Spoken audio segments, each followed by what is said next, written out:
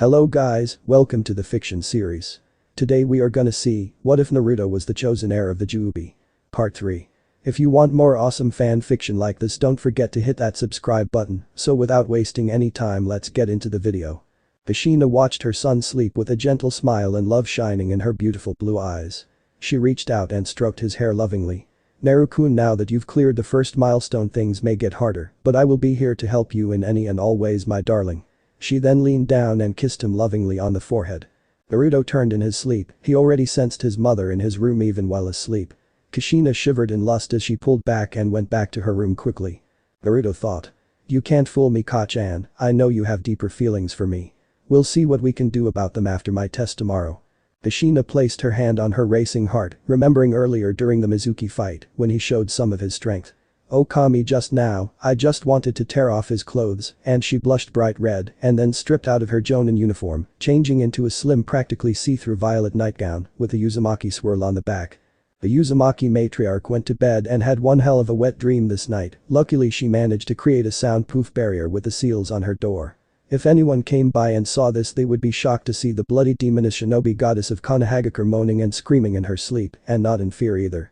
Of course Kushina would obliterate any spies who dared to try, especially because she might view them as a threat towards her beloved son. Next morning. Kushina woke up feeling refreshed and ready. She then got up and got dressed. Kushina went downstairs to see the others already awake and active. Gina and Naomi were in human form again and chatting together. Sakura was brushing her hair. She now wore an outfit similar to Gina and Naomi's, only a little more revealing. Of course, if anyone but her Naruto tried to peek, she would use her monster strength to crush their skulls. Hinata, now aged 26, was reading a new popular manga series called Sakura, which I also don't own. And Tsukiko was sipping tea.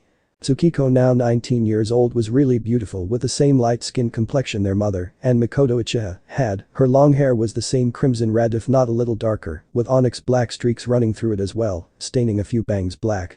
Her large beep rivaled her older sister's, barely held in by her black shirt with the Uchiha and Uzumaki clan symbols on the back.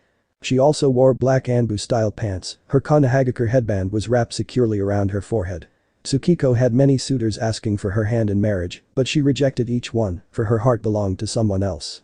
Naruto, who was up before anyone else, was fixing himself some toast, fully dressed in a high-collared navy blue shirt and blue pants with bandages wrapped around his legs. On the back of his shirt, the Uchiha and Uzumaki clan symbols were proudly displayed. His hair was already in its ponytail reaching down to his upper back. Naruto noticed his mother was up. Morning, Ka-chan. Kushina smiled happily. Good morning, Naruto, everyone. Tsukiko noticed her mother was oddly cheerful. Ka-chan, are you okay? Well, her mother was always cheerful around the family and here at home. But seeing her be this cheerful kinda freaked her out. Kushina giggled. I'm fine, Tsukiko-chan, I slept really well.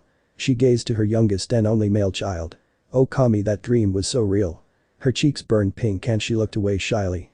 Her body tingled with pleasure from remembering the vivid wet dream that involved herself, Gina, Naomi, her daughters, and an older Naruto. Kushina held her blushing cheeks shyly. Naruto. My body is yours to do with as you please, master. Uzumaki women have very strange desires. Naruto lifted his head from his toast, smelling that strange sweet scent coming from his mother again. This scent again, it means something. He noticed his mother's fidgeting. Ka-chan's been acting weird ever since I turned 13. Could she possibly? This calls for some investigating after my genin test.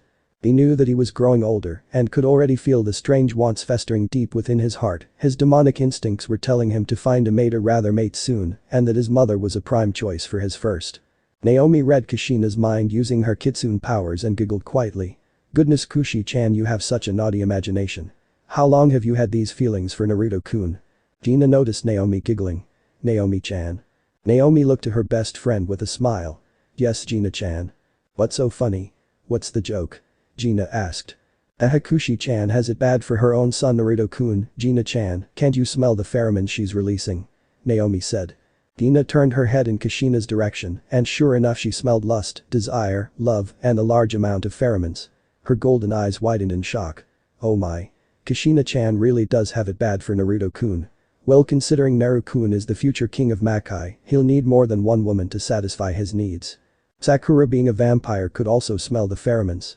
Kushina-sama is releasing a ton of pheromones, but it who? So any idea which team you two will be on, Naruto-kun? Tsukiko asked her little brother. Naruto looked thoughtful. From what I know Tsukiko Ni-chan, the two top students are normally paired with the lowest scoring student. Sakura nodded. Naruto and I are the top two students, but who's the lowest? Naruto looked to her. I believe the Nara heir is the dope of the year. Sakura giggled. Yeah. He's so lazy I'm surprised he even graduated. Actually the Nara men are known as Konoha's most brilliant strategists. Do not be fooled by their relaxed outer demeanor Sakura-chan. Naruto said calmly. I hear his father Shikaku Nara is the jonin commander. Kushina nodded in agreement. Naruto's right, even I wouldn't go against that lazy slacker in a shogi match. So they talked for a little bit until it was time for Naruto and Sakura to head to the academy and Kushina, Tsukiko, and Hinata to head to the Jonin's meeting. Gina and Naomi assumed their animal forms and left with Naruto and Sakura heading to the academy to find out what team they'll be on. Kushina looked to her daughters. Let's go Tsuki-chan, Hinata-chan, I don't want any other Jonin, but us to train Naruto. Hi Ka-chan. Tsukiko and Hinata replied. Kushina suddenly sensed a presence and turned to her daughters. Go on ahead girls, I'll be right there. Tsukiko vanished in a leaf shunshin and Hinata vanished in a fire shunshin. Reports I, Kushina commanded as the pale Sasuke clone phased into existence in front of her via his ink body flicker. Sai dropped to one knee in reverence. I Kushina-sama, it seems the Hokage is trying to get Naruto-sama to form a bond with the village, so he plans to make Kakashi his sensei. He claims that Kakashi can teach Naruto about his so-called father. Kushina frowned. Kakashi, that eye-stealing bastard, would try and hold back her son and also would try to kill him even if he wouldn't ever succeed. Just the thought of Naruto being threatened by his own team worried her very much. She nodded. Thank you Sai, you're dismissed. As you command Kushina-sama, Sai vanished in an ink swirl heading to the academy too. Kushina growled in her mind. Funk no old man. You will not put my Sachi with Kakashi, nor will you try and teach him to be like him. The name Minato has two known titles were a taboo around Kushina and her children, you mention about him you die no matter who you are. She vanished in her Yuzu Shunshin heading towards the meeting place. Hokage Tower.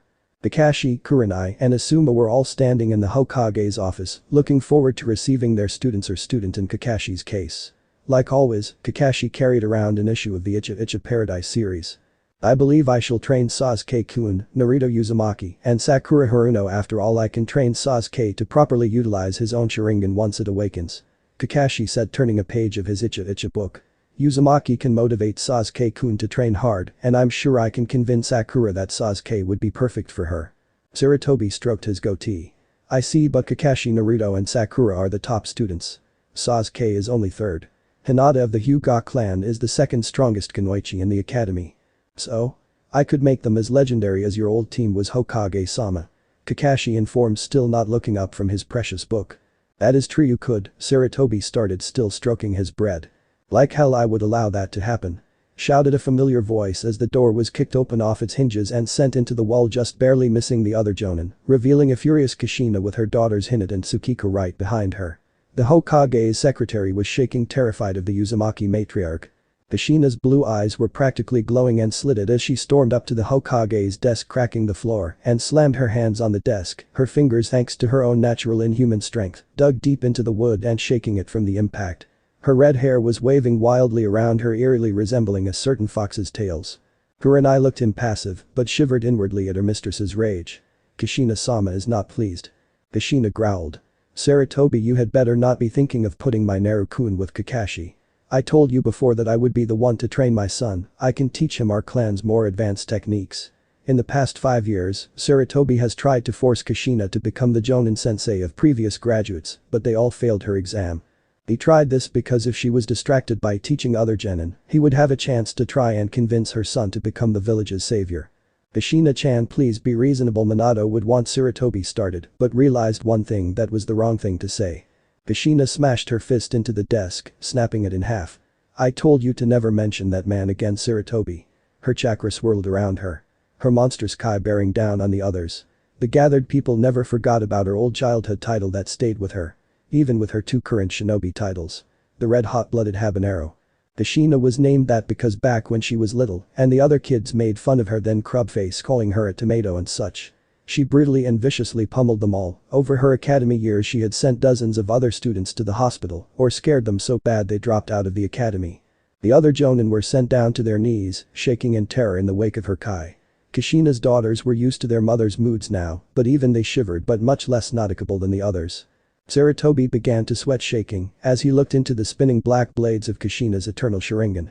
Something about those eyes really terrified him, a memory would try and surface only to be blocked by something. See, calm down Kushina-chan, I realize my error but think about it. Kakashi could train Naruto and teach him one of his jutsu. As if I would help that demon become an even bigger threat. Kakashi thought, but he forgot that Kushina's Dojutsu could read his mind. He felt her Kai spike shockingly even higher and turn on him. He gulped. Don't tell me she knows. Kushina with her Dojutsu still active scoffed. TCH. Don't try and lie to me Sarutobi. I know that Cyclops hates my son. Please, what do you take me for, a rookie genin? Besides, I know many more jutsu than that weakling does, and I didn't copy any of my known jutsu with my Sharingan. I worked hard to master all my jutsu. Oh okay. Okay. Kushina-chan. You'll be your son sensei Sarutobi announced. But what about the girl you took in a few years ago? A young Miss Sakura Haruno, the daughter of the late Rose Haruno. Sakura-chan adores my son and they will not be separated. In fact Sarutobi, I think Hina-chan here could teach Sakura-chan some gain jutsu. Tsukiko-chan will help me with training her younger brother. Kushina said in a serious tone. Her two daughters nodded affirming their mother's words. But Kushina-chan, what about our academy's law of pitting the two best students with the worst? Sarutobi protested. He thought angrily. I will not lose another chance to gain control over her brat. Punk the academy's rules. The minute they put on those headbands they leave the academy behind. Kushina shouted furiously, blasting Sarutobi with another round of raw Kai. Sarutobi shivered at her Kai pressing down on him. Alright Kushina-chan, you can train your son, and Hina-chan can take the girl. You are smart for one Sarutobi. Kushina said, smirking, her hair returning to its flat calm appearance. She turned and vanished along with her daughters. Sarutobi whispered. Kakashi, keep an eye on the boy, if I cannot manage to gain control of him, I want you to eliminate him. It will be my greatest honor to kill that thing for you Hokage-sama. Kakashi whispered back sinisterly. It will die for killing my sensei. Kurenai narrowed her eyes. Since the incident outside the council chambers 5 years ago, she and Anko were fully under Kushina's control as her loyal servants. You will die by Kushina-sama's hands Kakashi if you dare even try to kill Naruto-sama. Academy. The students were all abuzz with chatting and just plain being irritating. Kiba growled as he watched all the girls, but too frown over the ice brooder Sasuke. Who were those two girls not frowning over the brooder? Why, none other than Hinata Hyuga and Sakura Haruno, of course. Hinata as a Hyuga believed her Byakugan was far superior to the Sharingan. And Sakura, being a vampiress, would never stoop so low as to fall in love with a fragile human like that boy. Hinata rolled her eyes in disgust at her own gender. These weaklings won't last a second as Kunoichi. Sakura was as always close to Naruto and ignoring the fangirl's noise. She enjoyed her future mate's company and scent. Ino Yamanaka squealed. I hope we're on the same team Sasuke-kun. That started an argument between her and the other fangirls. Sasuke outwardly didn't react, but inside he was sneering in disgust. They dare think I would actually allow one of them to bear my children someday. TCH. They're all pathetic losers. He thought of a certain beautiful red-haired woman. Kushina Uzumaki, you will be mine. The Inyazuka heir grumbled. What's this bastard got that I don't? Akamaru muttered with small yips. Hey. That's not funny Akamaru, I'm smart. The Inyazuka complained. Kiba then climbed onto the desk in front of Sasuke glaring at him. The fangirls all yelled at Kiba and for Sasuke to beat him up. Sasuke looked coldly at the Inyazuka. The two of them just glaring hard. One guy sitting in the desk then accidentally bumped Kiba after laughing at something his friend had told him, sending him face forward into Sasuke, and the two of them kissed. Ino and the other fangirls had a look of absolute horror on their faces. Their beloved Sasuke received his first kiss from another boy, the ugly Kiba Inyazuka no less. Sakura looked amused. She giggled. Heh, how funny. Their god kissed another boy. Naruto was silent, ignoring the scene. Sasuke and Kiba soon separated, seconds later gagging and retching as if poisoned. Sasuke gagging harder like he actually kissed a dog. Kiba was gagging as if he had tasted the worst piece of crap on the world. Soon the Sandaime Hokage himself shunshined in. He announced. I'm sad to tell you all this, but your senseis Mizuki and Iruka have died because of an unexplained incident last night. The other students gasped. Sasuke blinked. Why can't I remember anything from last night? Every time he tried his head would ache and he would stop thinking about it. Iruka was a good teacher and will be missed, his funeral will be held today after the genin exams. But now I shall sort you all into teams of 3. Sarutobi unrolled a scroll. Team 1. All the fangirls were praying they would be with Sasuke. Ino and Ami being the loudest. Kiba was praying to Kami that he wasn't placed with the freaks Naruto, Sakura, or Shino. Sasuke was inwardly seething, hoping not to be with anyone. Team 7. Sasuke Uchiha. The fangirls held their breath. Sarutobi called another name. Sai. Everyone looked to see a pale boy wearing a strange Anbu-like outfit sitting alone painting. He looked a lot like Sasuke, but with a much more natural hairstyle. Naruto recalled that his mother now controlled the secret organization of Na, founded by the late elder Danzo Shimura. Sai must be one of those Northeast agents Kachan commands. Sai looked to his superior's son. Naruto Uzumaki Kushina-sama's only son, you are her entire world. I'm looking forward to working alongside you. He chuckled inwardly. Sai's gaze went to Sasuke. Sasuke Uchiha, the son of the late Fugaku and Makoto Uchiha, not much known about him before the massacre. Just that he's an even worse asshole than before. And? The fangirls held their breath so hard some of them were turning blue. Ami. Your sensei is Kakashi Hot Aki. Yes. I'm with Sasuke-kun. The purple-haired girl cheered loudly. She grinned smugly at the other fangirls. Nuo. Ino screamed loudly. The other fangirls also complained. Sarutobi called out the next team. Team 8. Hinata Hyuga. The Hyuga heiress looked coldly up. Kiba Inuzuka. Kiba groaned. Not the Ice Queen. She's cute but so cold. Hinata's Byakugan activated. How dare that old fool not give me Naruto-kun. He will suffer for this. And Shino Aburami. Great, I have 2 ice cubes for teammates. Kiba whined inwardly like a real dog. Shino was silent as always. Your sensei is Kurina Yuhi. Sarutobi announced the final team. Team 9 is Guy's squad, so Team 10. Ino Yamanaka. Ino looked glumly at the Hokage. Shikamaru Nara. Ino groaned. Why is the dope on my team? Troublesome, very troublesome women are troublesome were Shikamaru's thoughts. And Choji Akimichi. Not the human food compactor too. Ino whined in her thoughts. Even she remembered not to call an Akimichi the FAT word even in thought. Choji was as usual eating his favorite BBQ chips. Munch. Munch. Munch. This kind-hearted chubby boy never really had a problem with Naruto, the only reason he avoided him was because his father had ordered him to. You shall be led by my son Asuma Sarutobi. Ino came out of her depression asking. Hokage-sama, what about the freaks Haruno and Uzumaki? Sarutobi explained. Oh, they were specifically chosen to become apprentices. Naruto will become the apprentice of his own mother Kushina Uzumaki, and Sakura has been chosen as Hinata Uzumaki's apprentice. Sasuke inwardly fumed. Damn you Uzumaki. It's like fate loves you more than me. Training Ground 9. Niji Hyuga looked up with his Byakugan active. I sense that someone is using fate's name in vain. Niji-kun. His female teammate walked up concerned. It's nothing Tenten. Niji assured her. Yosh. Niji-kun. Tenten-chan. Join us in our quest to spread our flames of youth to the world. Their third teammate Lee energetically screamed. Shut the funk up Lee. Tenten and Niji muttered in unison. Academy. You have an hour until your jonin instructors arrive. Use this time to learn about your new teammates. Sarutobi informed them before he vanished. Sai walked up to Sasuke smiling creepily. Try not to hold us back beepless. Sasuke glared at him. What did you say, a loser? You heard me. Sai replied. Or are you deaf too? Maybe I should call you deaf beepless. Sasuke growled, drawing a kunai. You're dead loser. Ami shook her fist at Sai. You better apologize to Sasuke-kun, loser. Sai just kept smiling. I'm sorry, ugly hag. Ami's face turned red with anger and she tried to pound Sai only for him to dodge her slow blows easily. Choji was sharing his chips with Shikamaru while Ino was brooding like Sasuke would. It's like she's awakened her inner emo, how adorable. Hinata was eating her lunch alone but giving subtle glares toward Sakura who was hanging off Naruto's arm. Sakura looked at Naruto shyly. Naruto-kun, I'm really thirsty, may I? Yes. Naruto replied. Sakura wrapped her arms around Naruto and brought her lips to his neck. She bit down and drank her fill, moaning in ecstasy as his simply divine blood flowed down her throat. Sakura released his neck and then smiled gently. Thank you, Naruto-kun. Naruto nodded. You are welcome, Sakura-chan. He looked back at her, his gaze made her blush deeply. Hinata clenched her fists, glaring hard at Sakura as her Byakugan subconsciously activated.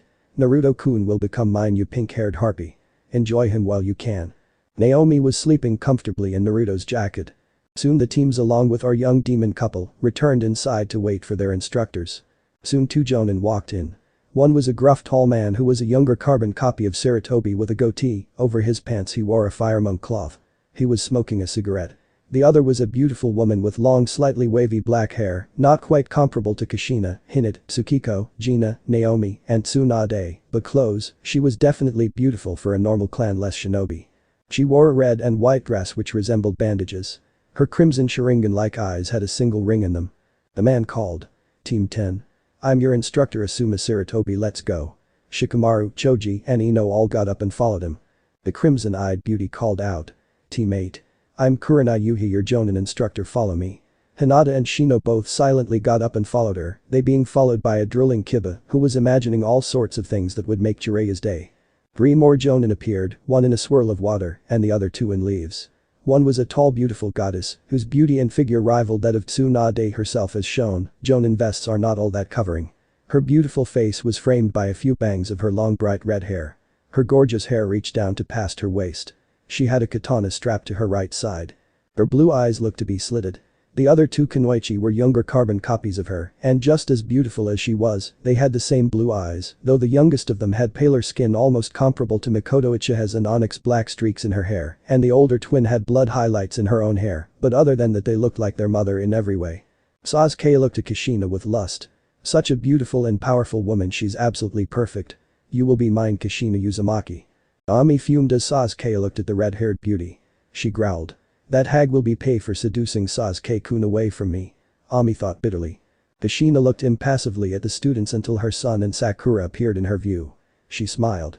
Naruto-kun. Sakura-chan. Let's get going. Naruto and Sakura without hesitation walked over to his mother and sisters. They all vanished. Soon Kushina, Naruto, Sakura, Tsukiko, and Hinata all stood around a clearing. Kushina smiled. Since we all know each other so well, there's no reason for an introduction, we will do the true genin exam tomorrow. Naruto nodded. I see, I thought the academy exam was too weak. So what will this true test be like, Ka-chan? You'll face me, Naruto-kun, in a real battle, and I will use all of the techniques I have in my arsenal. Kushina told her son. If you beat me then you will pass. No other genin have even touched me. Interesting, I'll finally get show Ka-chan how much I've learned, and not just from her either but on my own. Naruto thought with a dark glint in his eyes. No one knew his real strength, not even his mother, for just like she had held back when training him years ago, so has he held back fighting her and in the academy all this time. Sounds like fun, Ka-chan, I'm looking forward to tomorrow. He replied. Kushina giggled. I have no doubt you'll do fine, Naruto-kun. They all went back home together until tomorrow. Little did they know a certain silver cyclops was spying on them, planning. This could be my chance. I'll pass my team tomorrow because the council has ordered me to pass any team with Sasuke-kun on it, then I'll follow them and wait until the demon brat is exhausted after the test, that's when I'll kill him. The last thing he'll ever see is me forcing his precious mother and sisters to serve me and Sasuke-kun as our sex slaves. Kakashi thought maliciously and shunshined home himself, having dispelled the Kage Bushin he left with his team. Time skip next day. Kushina and the others met in a training ground that long since had been abandoned. Sakura wanted to watch Naruto in action, as did Gina and Naomi, they were in human form today to watch the fierce battle. Tsukiko and Hinata were waiting to see their mother and little brother in action. Kushina lowered into Yajakiki and activated her Sharingan. She didn't know why, but she suddenly felt something strange from her son. She studied him. Naruto-kun, I can tell he really means to show me what he's learned. Naruto didn't speak. Instead he breathed lightly with his eyes closed and then opened them to reveal an icy gaze with his Shinpangan spinning. Naruto then lowered into a strange taijutsu stance. Naomi remembered something.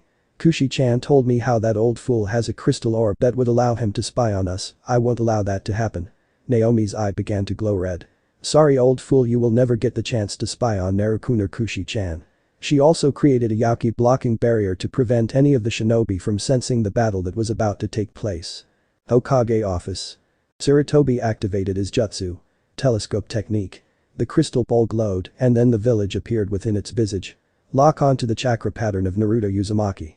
The image began to zoom through the village looking for Naruto's signature. The village seemed to rush by in the orb, but then suddenly the orb glowed red and the image faded away. What? What happened to my crystal ball? Sarutobi wondered. It was like someone set a gain jutsu on it to stop me, but who could have done it? Not even the Sharingan can cast gain jutsu from this far away. Training ground. Kushina kept calm, or at least tried to. Something was up with Naruto, he was completely still and poised to strike. Gina could sense it. Naruto-kun, there's something different about his aura, something ancient, dangerous. I don't think Kushina-chan will do too well in this battle.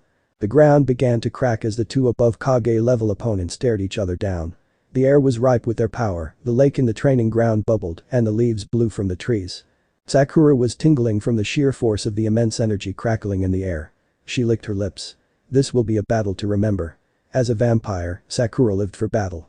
I hope you're ready to fight me, Naruto-kun. Kushina's tone wasn't its usual affectionate tone, no, it was hard and cold, the voice of the true SS-rank shinobi she was. If you're all Kachan or you will die. Naruto's tone now full of pure evil and malice that made even Gina and Naomi shiver in fear, but it was still cold, making his tone even more frightening. This was the true demon prince Naruto, born by Takeo, pumping his own energy into his body back when he was a baby. Naruto has no chakra whatsoever, his great terrible Yaki is all the power he needs. He is a godly entity truly far beyond any of the current 9 Biju or any shinobi. Only the Kamis can fight him on equal terms. Kushina made the first move, charging at her son. She tried to punch him, but Naruto easily pushed it away with his palm. Then Naruto sent his palm into the opening, and a huge shockwave of Yaki burst out and slammed into Kushina with the force of an Akimichi using human bullet tank hopped up on soldier pills. The shockwave sent Kushina flying several feet back. Kushina managed to recover, but she still felt like every bone in her body was shattered and some blood dribbled from her lips. She groaned as she stood up. Ow, that hurt. She held her hand to her ribs as they felt as if they had been smashed. Suddenly Naruto blazed right in front of her. Kushina was shocked as Naruto aimed a powerful punch. She leapt up to avoid it, and just in time. His fist crashed into the ground and created a huge crater at least 40 times that of what Tsunade could make. Huge stones of earth rose up, the ground looked like a herd of elephants had crashed on it. Naruto basically reformed the entire ground. Kushina had the round wide eyes for shock. What incredible strength. The other girls were speechless.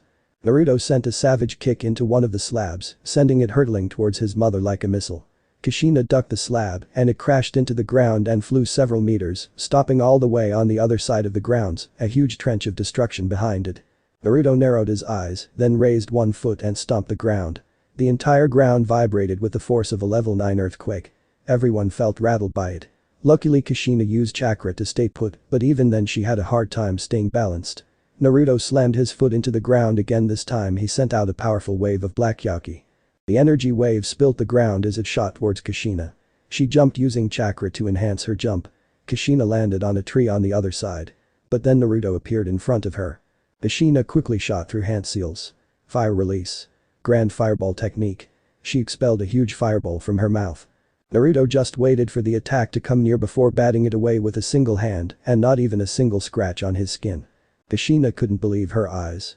Naruto-kun, he just used one hand to deflect my jutsu. Naruto then aimed his hand at Kushina. Universal pull. Instantly Kushina felt a force grab her and fling her towards her son. Then Naruto slammed her down harshly with that attack. He then used another one to lift up a huge boulder of earth hovering above Kushina. He slammed his hand down to crush Kushina with the boulder. Kushina thought managed to get herself back up and dodge the boulder, although she felt like her bones were broken. Naruto then formed Black Shadow Shuriken in his hands. Water release. Water Fang bullet. Kushina quickly went through hand seals of her own. Water release. Water encampment wall. She spat out some water which formed a barrier around her as drills of dark violet water formed and rammed into the barrier. Then they broke right through the barrier. Luckily Kushina managed to dodge. Kushina was absolutely shocked. Naruto-kun used a Suiton jutsu without any existing water source. Just like the Nidaime could, and his shuriken was a ruse to distract me. Naruto appeared behind his mother flashing through hand seals. Kushina turned and went through hand seals as well. They both cried out. Fire release. Grand fireball technique. Naruto fired a gigantic dark violet fireball from his mouth which collided with his mother's normal colored fireball. Naruto then went through more hand seals. Wind release. Grip throw. He opened his mouth and a huge air wave came out and powered up his flame, which absorbed his mother's, becoming fiercer and even bigger. Kushina used as many body flickers as she could to escape the blazing inferno. She soon appeared just outside the attack's range. Naruto narrowed his eyes, sensing the air around his mother had shifted. His own Dojutsu stared into the spinning blades of Kushina's eternal Manjikyu. Now the true fight can begin. Naruto got into his Taijutsu stance. Kushina raised one finger pointing it towards Naruto. The young demon prince quickly reacted. He aimed a punch at his mother only for his fist to go through her body, which faded away after he touched it. Naruto thought. A gain jutsu. Suddenly the world around him changed. The world turned black and grey with a blood-red sky. They were in the Tsukiyomi. Naruto was impressed. So this is the ultimate gain jutsu, Tsukiyomi. Kushina appeared before her son clad in her Anbu outfit now. "Sorry Naruto-kun, but you won't be able to escape from this world so easily. We're in the nightmare realm where I control time and space." She multiplied into many copies of herself. Naruto created 2 black rod-like blades, one in each hand. Naruto closed his eyes and then concentrated, his body released a small amount of his dark energy before he reopened his eyes. They now had 8 tomo and 4 rings in them. Then something shocking happened that Tsukiyomi suddenly shattered. Kushina was stunned. No way Naruto-kun broke the Tsukiyomi. So she tried another tactic, she kept Naruto in her sight and focused her right eye on him. Her right eye spun. Amaterasu. Black flames formed and charged Naruto. Naruto blurred out of sight, easily dodging the flames. Kushina blocked a front punch, but it cost her big time. There was a sickening snap as her arm broke and now limply hung. Everyone winced at that, even Sakura, Gina and Naomi. It would take even her bloodline's regeneration ability time to heal that. Kushina bit back tears from the pain. Okay, so blocking his blows is a really bad idea, looks like I'll have to stick with dodging them. Kushina ducked as her son's legs swung overhead. He struck a huge tree beside Kushina, which was knocked completely off its foundation and fell the ground with a boom. Kushina used her still good arm to flash through one-handed seals. She opened her mouth. Fire release. Phoenix Age fire technique. She shot multiple bursts of fire at Naruto, who easily dodged them. Then Kushina dug into her pouch, getting shuriken out and exhaled fire chakra onto them. Fire release. Phoenix Age flower nail crimson. Kushina threw the fire-infused shuriken. Naruto simply said. Water release. Water encampment wall. Without even performing the hand seals, a barrier of dark violet water rose up around him and put out the fire and blocked the shuriken easily. If Kushina was shocked earlier, she was speechless now. Naruto didn't even use the hand seals for the jutsu. Naruto went on the attack again, this time using a single hand seal. Water release. Water dragon bullet technique. A gigantic violet water dragon bigger than anything any Kiri shinobi could use formed and charged Kushina. She barely avoided as the dragon came crashing down. Naruto appeared behind his mother and kicked her away hard, sending her flying. Then Naruto used his immense speed to appear in front of Kushina and caught her in a bear hug. Naruto then surrounded himself with dark black lightning. Chidori current. Kushina screamed in agony as the deadly jutsu coursed through her body. Soon Naruto stopped when he felt his mother's body poof into smoke. He raised an eyebrow. A shadow clone. Naruto looked around with his normal eyes. But Naruto didn't see his mother anywhere. He raised his fist. Naruto then punched the ground, completely breaking it apart, and there Kushina was hiding via earth technique. Again Kushina had the anime wide eyes. I just can't fool him, can I? She jumped away from the destruction and landed on the rare solid ground that was left. Kushina was tired, but her son didn't even look winded. Naruto lowered into his taijutsu stance, he blurred out of sight again. Naruto struck out with a kick, but his leg struck a rib and not his mother's ribsage. A huge ribsage made of violet chakra appeared around Kushina. But the rib Naruto had struck cracked due to his incredible strength. The Susanoo, it's bigger than I expected. Naruto leapt back to study the jutsu. More bones formed, the skull of a fox monster and the upper limbs, which were equipped with razor-sharp claws. It had a second right hand branching from the wrist of the first. It looked like Naomi's fox form. The demonic being gazed down with now glowing red eye sockets at the demon prince. Naomi was stunned. Kushi-chan, you were even more influenced by me than I originally thought. Hinata and Tsukiko were in awe. So that's Kachan Susanoo. The Susanoo then reared back with one clawed hand clenched in a fist and it aimed a powerful punch at Naruto. Naruto calmly raised one hand and blocked the punch easily. Naruto then raised one hand over his head, forming a Rasengan. Let's end this now, Kachan. Naruto then suddenly flew at the Susanoo with his Rasengan, which grew stronger and turned a deep violet with a black aura around it. Think one-tailed cannon. Naruto Vermilion Rasengan. Rasengan. Kushina gasped, sensing how much power was in it. She had her Susanoo counter with its fist. When the two jutsu collided, a bright explosion took place, making the others cover their eyes. When the light faded, it showed Naruto standing victoriously over a defeated Kushina. This was the most exhausted Kushina ever had been. Even childbirth wasn't as exhausting as this fight was. Her Susanoo was completely gone. Her eyes were deactivated. Kushina struggled to get up until Naruto appeared before her quickly with his arms crossed over his chest. Suddenly the air around Kushina got heavier with enormous pressure. Kushina could barely breathe, it felt as if her lungs would collapse. This monstrous Kai felt even more powerful and potent than the 5 Kage combined. This was a tiny sample of Naruto's true frightening power. His blue eyes had the most unholy glare, as if telling her she had better stay down or she would die for real. A huge wolf appeared above Naruto. It had 10 tails and blonde tips in its fur. Its eyes were the same as Naruto's. The wolf had its mouth opened in a vicious snarl. Even Kushina knew when to admit defeat, so she succumbed to her exhaustion and fell unconscious, but not before whispering to Naruto that he passed with flying colors. Naruto picked up his mother carrying her over his shoulder, his kai now gone. He soon phased before his audience. Tsukiko ni-chan, Hinata ni-chan, let's go home and give Ka-chan some medical attention. Hinata and Tsukiko nodded, still speechless on what they witnessed. Their mother, who was even stronger than a Kage, was beaten by their younger brother. They returned home without any difficulties. When they got home, Naruto placed his mother on the bed. Tsukiko and Hinata then performed medical ninjutsu to help her. Kushina was now asleep, resting after such a long battle. She would be out for at least a month. Little did she know during her downtime she would taking a good long look at herself and realize at her current level it would be a miracle to gain her son's love. For the next 2 months Kushina was plagued with nightmares and doubts. She realized one thing. As a human she had no chance with her son unless she was turned into a demoness. So she made up her mind.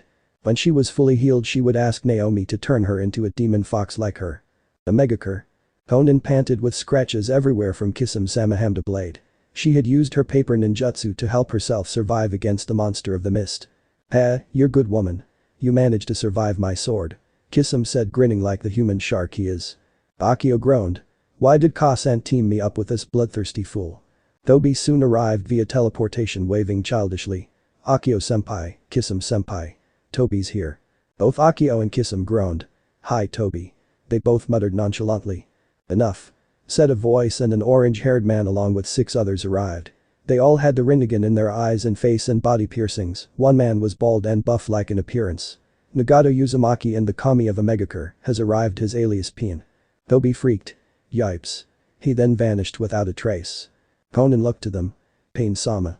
Rest Konan, I'll take it from here, the lead spiky-haired man replied. Perhaps I could end this, said a voice. Pain and Konan turned to see a cloaked man with a black mask on his face. Through the eye hole in his mask, a single 3-tomo Sharingan glowed. It's nice to meet the one who bears the eyes of the Rikido Sennin. Pain narrowed his eyes. How do you know of my Rinnegan? Easy, I did my research. I have a proposition for you, Pain, or should I call you Nagato? The masked man said with a smirk behind his mask. Konan was stunned. He knows about us. And his chakra is way stronger than Nagato-kun's. We don't have a half chance against this man. The masked man looked to Akio and grinned. So you're my sister's son, Akio, eh? When you return to Ni-chan, tell her that she should come herself to their villages rather than send her subordinates to gain allies. Akio's Sharingan eyes widened. What he called Ka-san, Ni-chan. But then that means he's. I can see on the look of your face that you recognize me, nephew. The man removed his mask. He looked eerily similar to Sasuke, even with the same hair, except it was much longer and tied in a ponytail. Both of his eyes were 3-tomo Sharingan. This man was none other than Izuna Uchiha, Kurami's younger brother and the only person in the world besides her own daughter and grandson, powerful enough to match her. Kisame watched with surprise. I see he has strong chakra just like Kurami-sama. So this is her younger brother. My name is Izuna Uchiha, and I've been watching you for a while now. I would like to extend an invitation to you and your lady friend into my organization. Izuna said with a polite bow. Why? Pain asked. You want to bring peace to the world, right?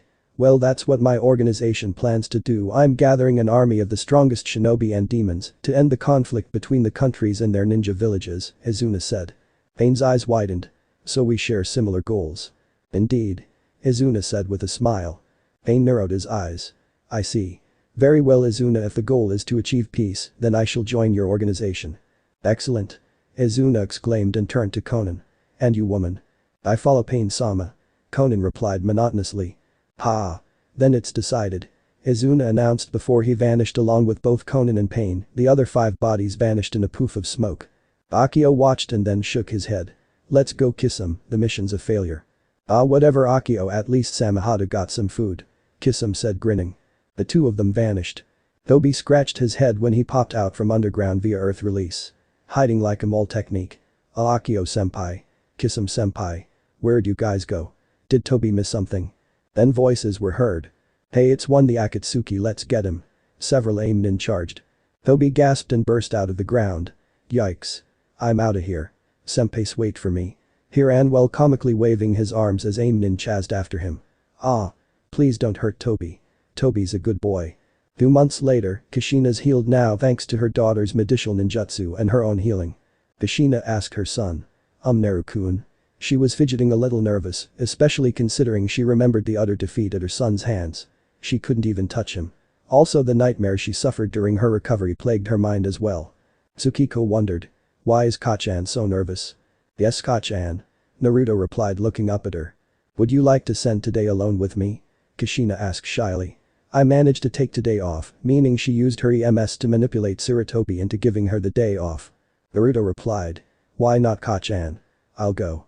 Kushina hugged her son ecstatically. Thank you, Naru-kun, I promise you will love the place I have to show you. Her large beak were just an inch from his face.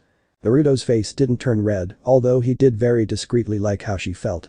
I'll take your word for it, Kachan. Then it looked stunned. What? Why does Kasan get a Tato-kun first?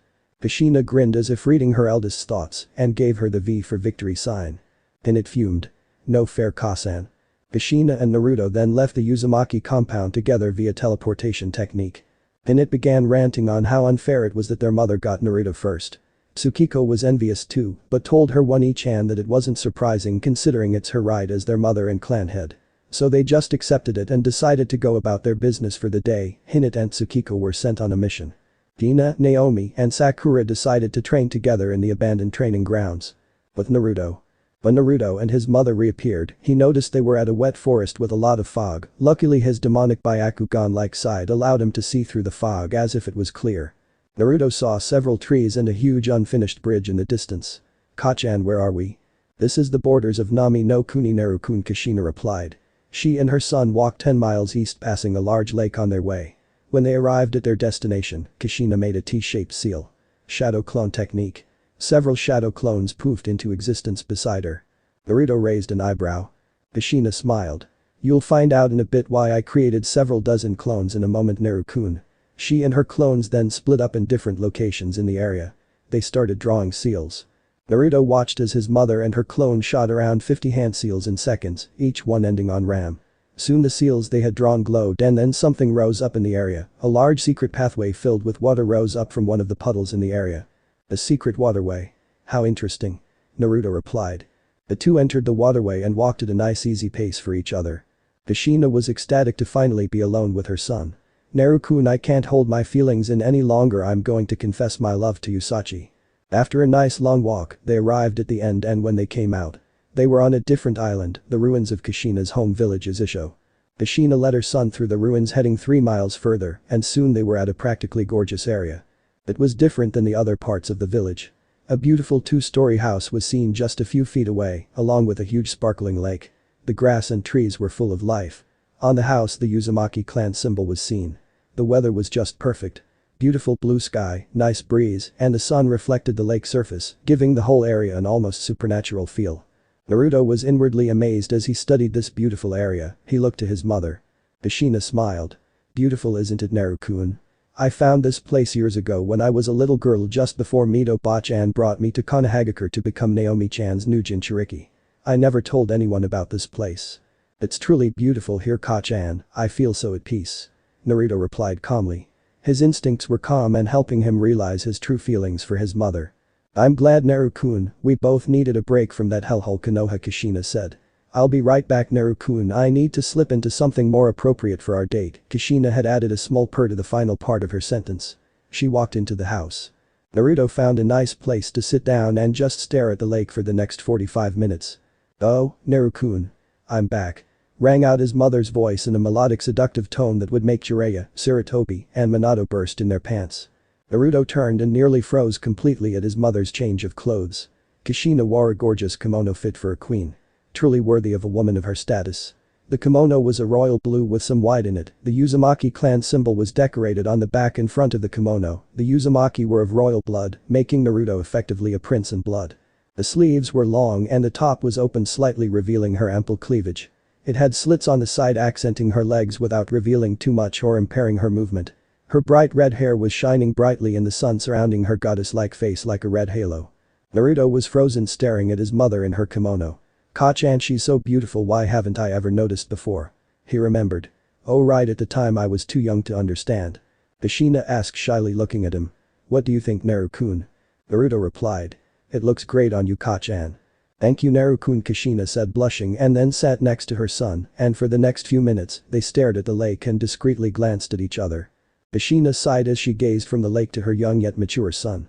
Naruto was looking ahead at the lake with one hand under his chin, his dark blue eyes gazing calmly at the distance, his golden hair shined in the sun, brightly making him even more desirable. Her son looked so handsome, even more so than his father. No. Kushina shook her head, she wouldn't think of that man anymore, he was gone and gone for good. She had her son now and he was the only man she ever wanted and needed. Minato had nothing on Naruto. "Naru-kun, I have something to tell you," Kushina said, blushing. Naruto turned to his mother, giving her his full and complete attention. "What is it, Ka-chan?" Kushina leaned over and then pulled him into a hug, and this wasn't her normal motherly hugs, no. This was a different hug. She whispered into his ear. "I'm in love with you, Naru-kun, yes I know you're my Sachi, but you mean much more than that to me. I've loved you since you were born, Naru-kun. Ever since I first laid eyes on you I felt something for you. I want you, Naru-kun, I want you to be the new man in my life." Kushina gave her son time to process this new information in his mind. The Uzumaki woman hoped her son wouldn't reject her, she didn't think she could bear it if he did. Naruto thought. "I knew it, Ka-chan loves me." That didn't bother him as much as he thought, in fact it didn't bother him at all, probably due to the fact that as a demon now he had completely different moral values. Naruto thought. "I'm a demon now and human taboos no longer occur to me, Ka-chan." He had a hunch that she loved him even though he was her child, she loved him like woman loved a man. The young Juubi instantly made up his mind. Naruto then hugged his mother back, stroking her long red hair.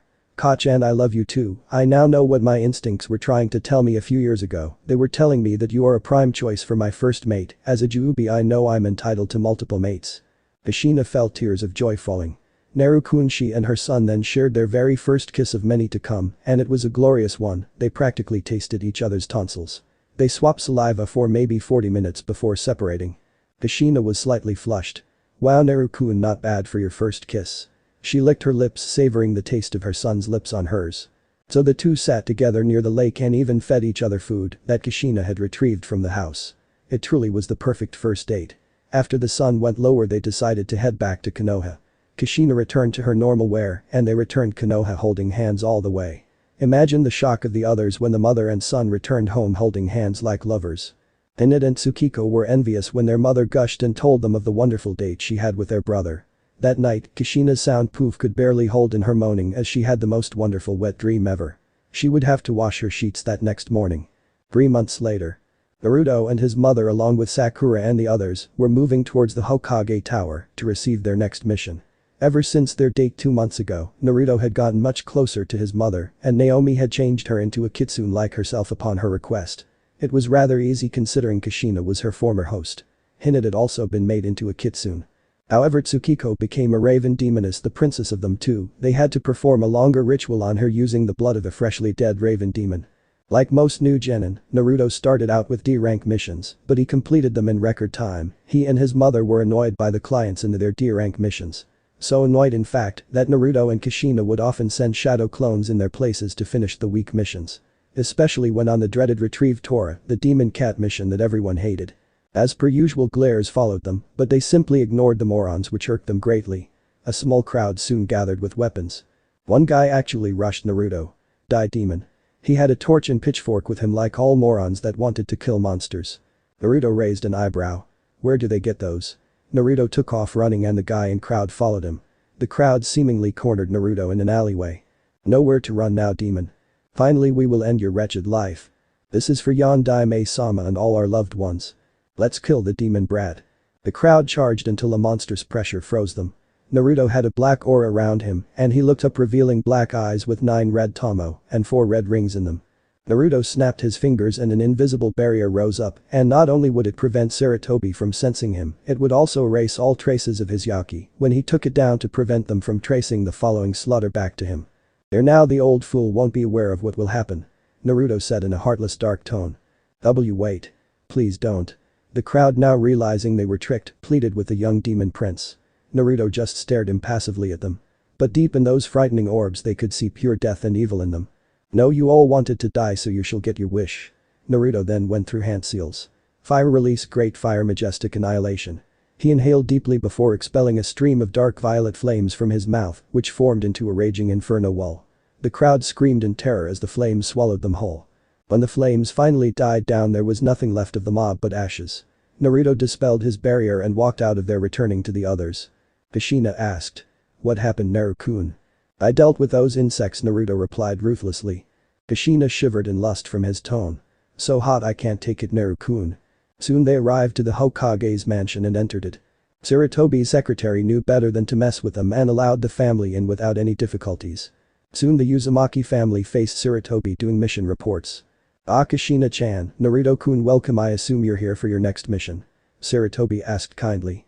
Naruto was silent, his sisters just stared impassively at the old man. Kushina replied monotonously. Of course we're here for another mission, Sarutobi, just give it to us. Hey. You will respect Hokage-sama. Uzumaki Ipachunin replied only to gulp as Kushina icily stared at him. He began to sweat. This woman scares me. He breathed a sigh of relief when Kushina looked away. She's scarier than Tsunade-sama. Sarutobi nodded and looked for a mission for them. He discovered a scroll. It just so happens I have a C-rank mission in mind for you. It seems a bridge builder of Nami no Kuni needs an escort team to take him back to his home. Come on in, sir. An older man wearing a straw hat and tattered clothes came in. He was walking kind of weird to show he was drunk. Naruto narrowed his eyes, smelling the alcohol on his breath. The man looked skeptical. This is the group that's going to protect me? 3 women, a dog, a young girl and a little boy. Naruto ignored the drunk fool. The only visible reaction was the narrowing of his eyes. His arms were crossed over his chest. HMPH. Old fool should learn not to drink. I'm thankful I'm not human anymore. Unfortunately Sakura wasn't as mature and cracked her knuckles, glaring at the old man. Sakura bared her fangs. You want to die, ninja? Kushina and Naruto's older sisters also glared at him. Their 3 Tomo Sharingan all activated and spun. Kushina's Sharingan began to morph into EMS form. The old man gulped, feeling their bloodthirst.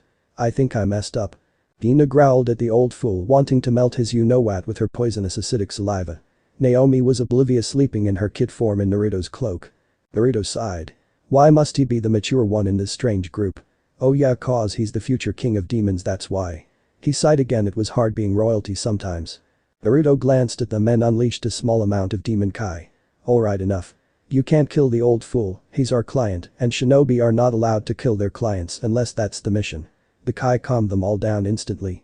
Naruto was more than worthy of his title of demon prince. The old man was scared sober. That kid just stopped them with a glance. He's scarier than they are. I better watch my mouth around him. He then introduced himself. My name is Tazuna, I'm a super bridge builder from Nami, and I'm counting on you to protect me. Sarutobi shook. Just that small amount of kai calmed down his own mother Kushina, who's even stronger than I am. Naruto, what is your true strength? Sarutobi then snapped himself calm. Alright, your mission is to escort Tazuna-san back to his home in Nami no Kuni. Naruto nodded. Very well, Hokage-san, we shall complete this mission. Any chance to get away from this wretched village was okay with him. Good luck, Naruto. Sarutobi replied. Naruto vanished via pure speed. Sakura and the others followed via Shunshin. Gina turned into a blue orb of light and flew after them. Tazuna walked out to get ready. A few minutes later. Kushina and the girls arrived to see Naruto standing at the gates with his arms crossed and eyes closed in concentration. His headband was wrapped around his forehead, helping to keep his bangs out of his eyes. The girls all blushed at the sight of Naruto standing so calm and mature. He was more of a man at 13 than any of the other male shinobi in this village. Tazuna walked up, seeing his protection was here. Naruto spoke. Alright, Tazuna-san, lead the way. Of course. Tazuna replied, and soon the group was well on their way to Nami no Kuni. Hinata and Tsukiko were discussing when to have their time with their brother. Sakura was talking with Kushina on advanced dark jutsu training. Gina was silent. She could tell this mission would be different than any mission she had seen Naruto on before. She looked to Naruto. Now that Naruto-kun's a shinobi, he's considered an adult in the eyes of the village. Now it's time to introduce Naruto-kun to father after this mission. I just hope father can accept Naruto-kun. They continued their journey and then they came across a puddle in the middle of the road. Naruto narrowed his eyes. A puddle? Here? It hasn't rained in months and I know we're not near any water source. He nodded his head to his mother, signaling her. Kushina caught the hint and nodded back. It looks like Naruto-kun agrees with me. This is no puddle, this is a game jutsu. They all ignored the puddle, walking right past it. And then 2 shinobi with headbands bearing the mark of Kurigakure rose out of the puddle. They had cloaks, masks covering their mouths and clawed metal gauntlets attached to their opposite arms. A long bladed chain came out their gauntlets. First one, the chain wrapped around Kushina. But when it tried to slice her, it failed as Kushina poofed into smoke, revealing it was just a shadow clone. The real Kushina appeared and grabbed the chain, the blades of it not even hurting her. The Kurigakure Chunin gasped. As Kushina gripped their metal chain and snapped it with a flick of her wrist. They shuddered as they knew how deadly these chains were. The right one shivered. Red hair, blue eyes, and monster strength, it's her Gozu. The newly named Gozu nodded. The bloody demoness of Konoha Kushina Uchiha Uzumaki. The strongest kunoichi in the world and said to surpass even Tsunade-sama of the Sennin. Oh man Maizu, we're screwed. Yeah, and those younger red-haired women must be her daughters. I heard the eldest Hinata is the true Genjutsu mistress of Konoha, and she's been hailed one of the best Kaiten wielders right behind her mother. Gozu nodded. And not to mention the terrible rumors of that blonde boy. Blonde kid. That must be Kushina's one and only son. Maizu exclaimed terrified. You are right brother, we're done for. Kushina smirked. So you know of us and you must be the Demon Brothers' former Chunin of Kurigakure. Why are you here? She revealed her fully mature Sharingan. But the Demon Brothers were so scared they were staying put. Tsukiko walked up and placed one hand on her mother's shoulder. They're obviously after Tazuna-san, Kachan. Really? Kushina inquired. She looked at Tazuna who gulped at the glint in her eyes. Kushina walked towards Tazuna. Okay Tazuna-san, why don't you tell us why these missing nin are after you? Tazuna shivered as the red-haired woman was soon right in front of him. Kushina placed one hand on his face, her 3-tomo Sharingan began spinning. Kushina smiled sweetly, but you could see the sadistic dark glint in her eyes. Well Tazuna-san, are you going to tell me? Her Sharingan changed into its eternal Manjikyu form. Or will I have to force it out of you? Naruto activated his Shinpangan. 9 red tomo and 4 red rings spun on a pitch-black background with a red pupil in the middle. He read Tazuna's mind with his eyes. Ah-chan, I know who's after Tazuna-san, Naruto replied. Everyone turned to him. It's Gaten of the famous Gaten Corporation. He's one of the richest men in the world. The young demon prince explained. Tazuna looked down. Your son's right Kushina-san. That tyrant took over Nami and we can't stop him, he's too strong. My bridge is the only thing that can save my country. Naruto walked over to Tazuna and said coldly. Tazuna-san, you do realize you lied to us right? If my team and I weren't as powerful as we are, you would have died. And Shinobi Protocol demands we go back. Tazuna looked down. He knew he couldn't guilt-trip these people, something told him they couldn't care less about his country's troubles. Naruto sighed. But since we're already out here, let's keep going. Tazuna looked at him in shock. After all, I'll take any chance to get out of Konohagakure, even do an escort mission, Naruto replied monotonously. Kushina nodded. Agreed Naru-kun. The others all agreed with Naruto's logic as well. Tazuna was about to cry for joy when Naruto gave him a cold glance. You even think of crying and I will throw you all the way back to Konoha. Tazuna stopped himself and nodded in fear. Naruto stopped. Wait Kachan, what do we do about the Demon Brothers? He gestured to the frozen Kiri missing nin. Kushina smiled. I'll handle them Naru-kun. She looked at them with sheer bloodlust. Her Sharingan spun as her Kai rose up. Wait. Kushina-sama. Please let us go. Gozu begged. Yeah please Kushina-sama. Have mercy. Maizu cried out. These two were so scared they were practically crying. Oh sorry, I haven't killed anyone in months. I don't my skills to rust. Kushina replied cheerfully and a hint of madness. She then rushed at them with her sword and slashed away, reducing them to bloody bits. The only thing Tazuna could see were slashes of white light tearing the brothers. She was soon splattered in their blood. Kushina trembled in erotic pleasure. So nice to spill some blood again. She licked her lips as some stray blood landed on them. Tazuna was shaking horrified, he was very close to wetting his pants. What a cruel way to kill someone. Tazuna pissed himself in fear. Kushina flicked her blade, cleaning it of the blood, and sheathed it. They were mere chunin, not really worth much Ryo. And so the group's trek to Nami continued. Nami no Kuni. Tazuna had a friend who helped them cross the water, not like they really needed it, since they could just water walk and carry Tazuna. They crossed under the huge unfinished bridge. Soon the group was on land and their walk continued. Kushina was deep in thought. Next time it won't be Chunin, but Jonin level shinobi after him. Gina suddenly smelled something in the bushes and she dashed into them. You could hear a squeal and flesh crunching, and soon Gina came back with a dead rabbit in her jaws. Tazuna had nearly jumped out of his skin at that. Gina spit the rabbit onto the ground, its flesh was melted from her acidic saliva. She narrowed her eyes. This is a snow rabbit, but its winter coat doesn't come in during the summer unless it was used for substitution. Her ears suddenly picked up a strange sound. Naruto suddenly raised his hand as if expecting something. Soon everyone heard a whirring sound as a massive blade came at them all. It resembled a cleaver somewhat. The others all ducked except for Naruto. Sakura called out. Naruto-kun. Look out. But Naruto caught the sword just as it reached him with 2 fingers. Very nice quality steel, but it's too bulky for my tastes. Naruto replied before he began spinning the sword with his fingers and then threw it at 10 times the force. The sword whirred louder like a buzzsaw gone crazy as it flew towards where it was thrown from. The hidden Kiri shinobi gasped and used the reverse summoning to call his sword back to him. He soon appeared before them via water shunshin. The man was really tall, almost comparable to Kisum. He had short spiky brown hair and brown eyes, he was shirtless and wore tan brown forearm warmers and tan pants. Leather strips were on his back which were used to hold his giant sword. His mouth and nose were covered in bandages. Kushina smirked. Ho, ho, if it isn't Zabuza Mamachi, the demon of the mist, an A-rank missing nin from Kurigakure. Gina and Naomi in their animal forms smirked at Zabuza. That foolish human had no idea what true demons were capable of, so what if he committed a tiny 100-strong massacre of pathetic trained human kids? It was nothing compared to what they had done. The newly named Zabuza grinned beneath his bandages. And you're Kushina Uzumaki, the bloody demoness of Konoha, and you are also hailed as the shinobi goddess, it's an honor to meet you. That blonde gaki with you must be your son Naruto Uzumaki. Zabuza chuckled. I've heard the rumors about him, I wonder just who he takes after, more you or his father.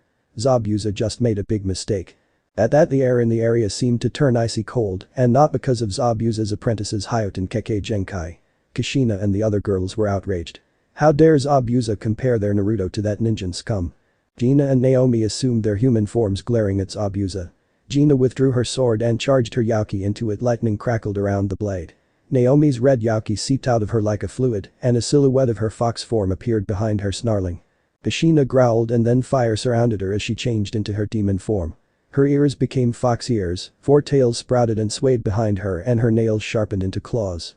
Her teeth grew into fangs. Her eyes turned crimson and slitted like Naomi's. Hinata followed suit with her mother, gaining red slit eyes, claws, fangs, fox ears, and 3 tails. Many ravens gathered and surrounded Tsukiko, and 6 raven wings sprouted from her back, think the same wings Ruby from Rosario uses. The ravens cawed ready for their princess's orders. Sakura's hair briefly flashed silver, and her eyes turned crimson before they returned to normal. Her Yauki flared up, cracking the ground. She put on her gloves. Naruto just narrowed his eyes and got into his taijutsu stance. Why don't you try and see who I take after more? Zabuza grinned. My pleasure. He rushed at Naruto with his blade drawn. Naruto met Zabuza head on. Zabuza ducked as Naruto aimed a thunderous kick at him. The kick struck a tree and felled it with one hit. Zabuza was impressed. Not bad Gaki, you got some nice strength on you. Zabuza swung his blade to try and slice Naruto in half, but the young demon prince easily and elegantly dodged it. Zabuza began to swing his sword over and over, trying to hit Naruto, but to no avail. The boy was just too fast for him to hit. He gained a tick mark. Grrr, stand still and let me kill you Gaki. Naruto didn't answer and then vanished. Zabuza held his blade up to block as Naruto aimed a punch at him, but for some reason Zabuza got a bad feeling and used the teleportation technique to vanish as Naruto's fist crashed on the ground where he once stood. The ground was uplifted entirely by that blow, and spider web cracks lead from where his fist had met the ground. Kushina was watching with an evil smirk at Zabuza. That fool doesn't know what he's gotten into. My Naruto will destroy him. Sakura and the others also decided to enjoy watching this battle. Zabuza gaped with the I'm round wide eyes. What is this kid? He placed his hands in the tiger seal. Water clone technique. Zabuza created 5 water clones which surrounded Naruto. They each swung their blades at the same time. Naruto then blocked the blades easily with one finger. Zabuza gaped again. How? He blocked 5 clones with one finger. What the hell is this boy? He's not human. The girls watched the battle with pride, especially Kushina and her daughters. Sakura was giddy with excitement. This battle made her vampire blood boil. Naruto instantly sliced down all 5 clones back to water. For the 3rd time Zabuza was gaping. It's impossible. He destroyed my clones without even trying. Naruto looked at Zabuza. Is this all you can do Zabuza Mamachi? I expected better from an A-rank missing nin. Grrr, mock me will you Gaki? Zabuza was getting angry. He then jumped onto the water with his hands both in the ram seal, one under his chin and the other raised high above his head. Hiding in mist technique. A white mist formed in the area, creating 0 visibility. Zabuza's voice, enhanced with chakra, spoke out through the mist. Hey, now what will you do Gaki? You can't hit what you can't see. Naruto closed his eyes. He then suddenly phased out of sight and the sounds of beating was heard. You could hear Zabuza's grunts of pain echoing. The mist faded to reveal the beaten Zabuza now on land next to the lake. Zabuza had blood dribbling from his mouth which seeped through the bandages. But how?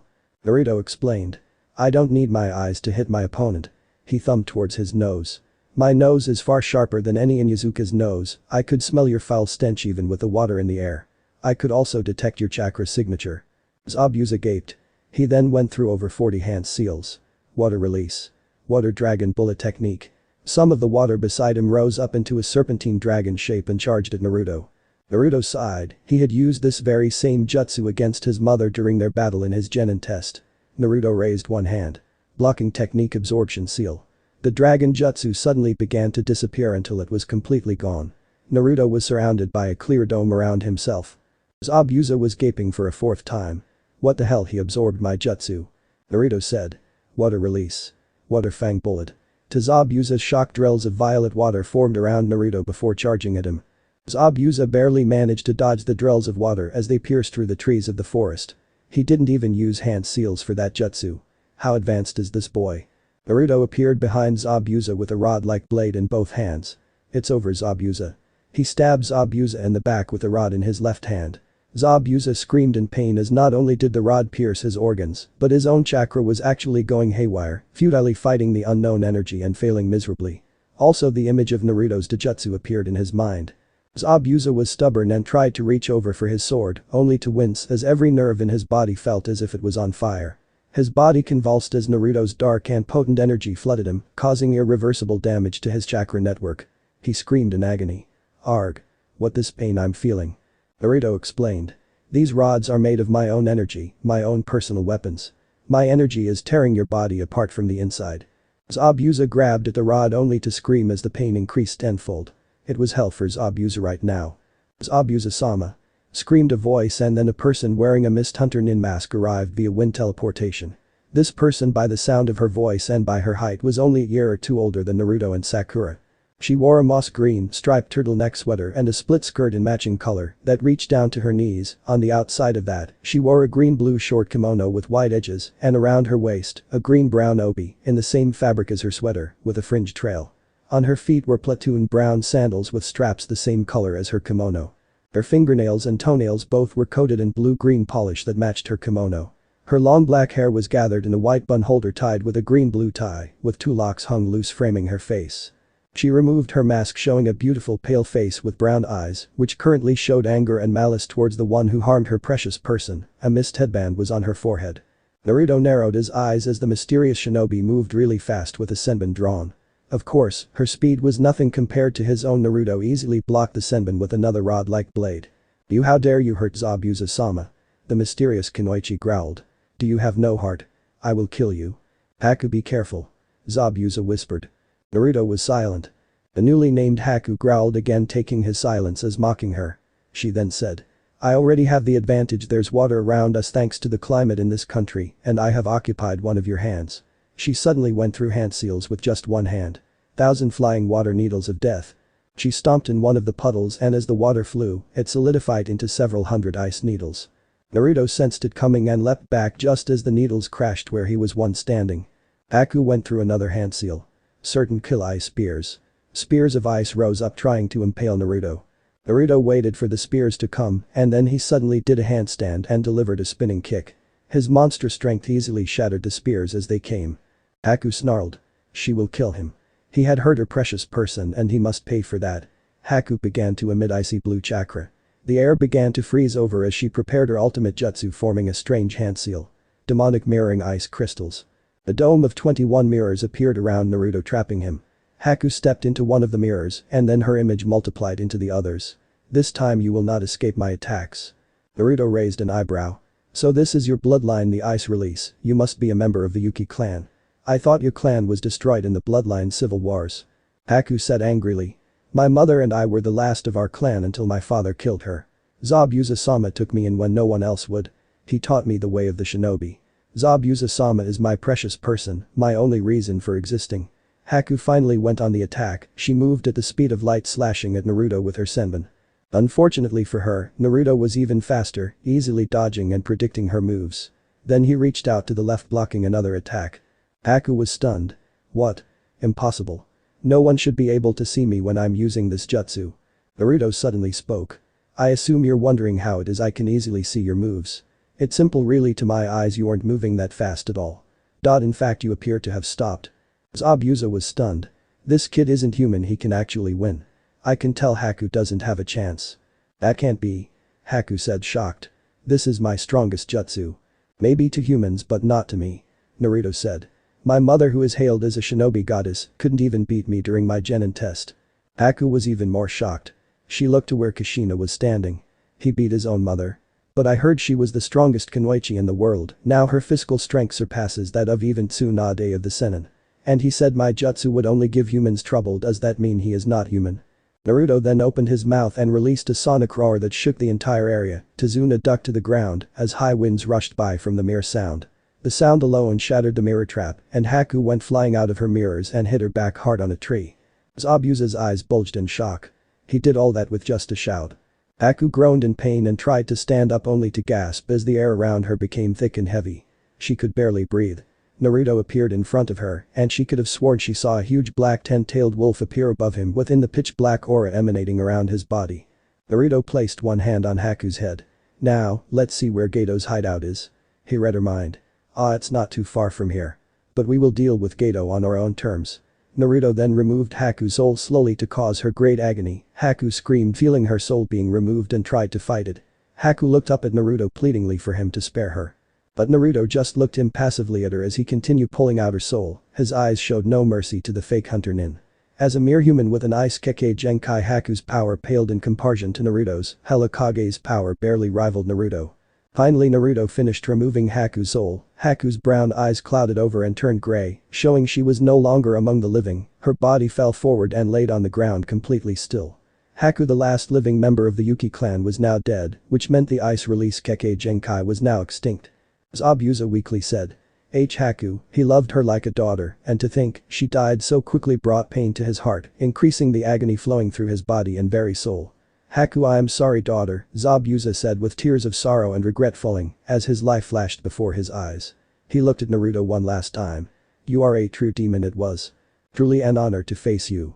And at long last Zabuza Mamachi, the demon of the hidden mist, finally died. Naruto walked up to the corpse and removed the rods, then swiftly dispelled them. Naruto then picked up Zabuza's sword with a single hand, his monster strength making it seem no lighter than a feather. So this is one of the 7 ninja swordsmen of the mist blades, the executioner's blade. Naruto studied it for a bit, then frowned. It's too big for my tastes.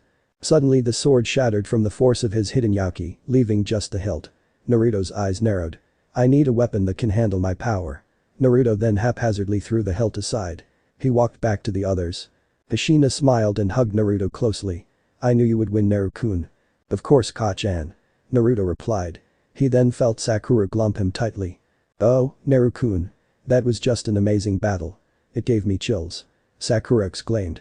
As a vampire, Sakura loved seeing Naruto in combat. Naruto's face flushed slightly. Thank you, Sakura-chan.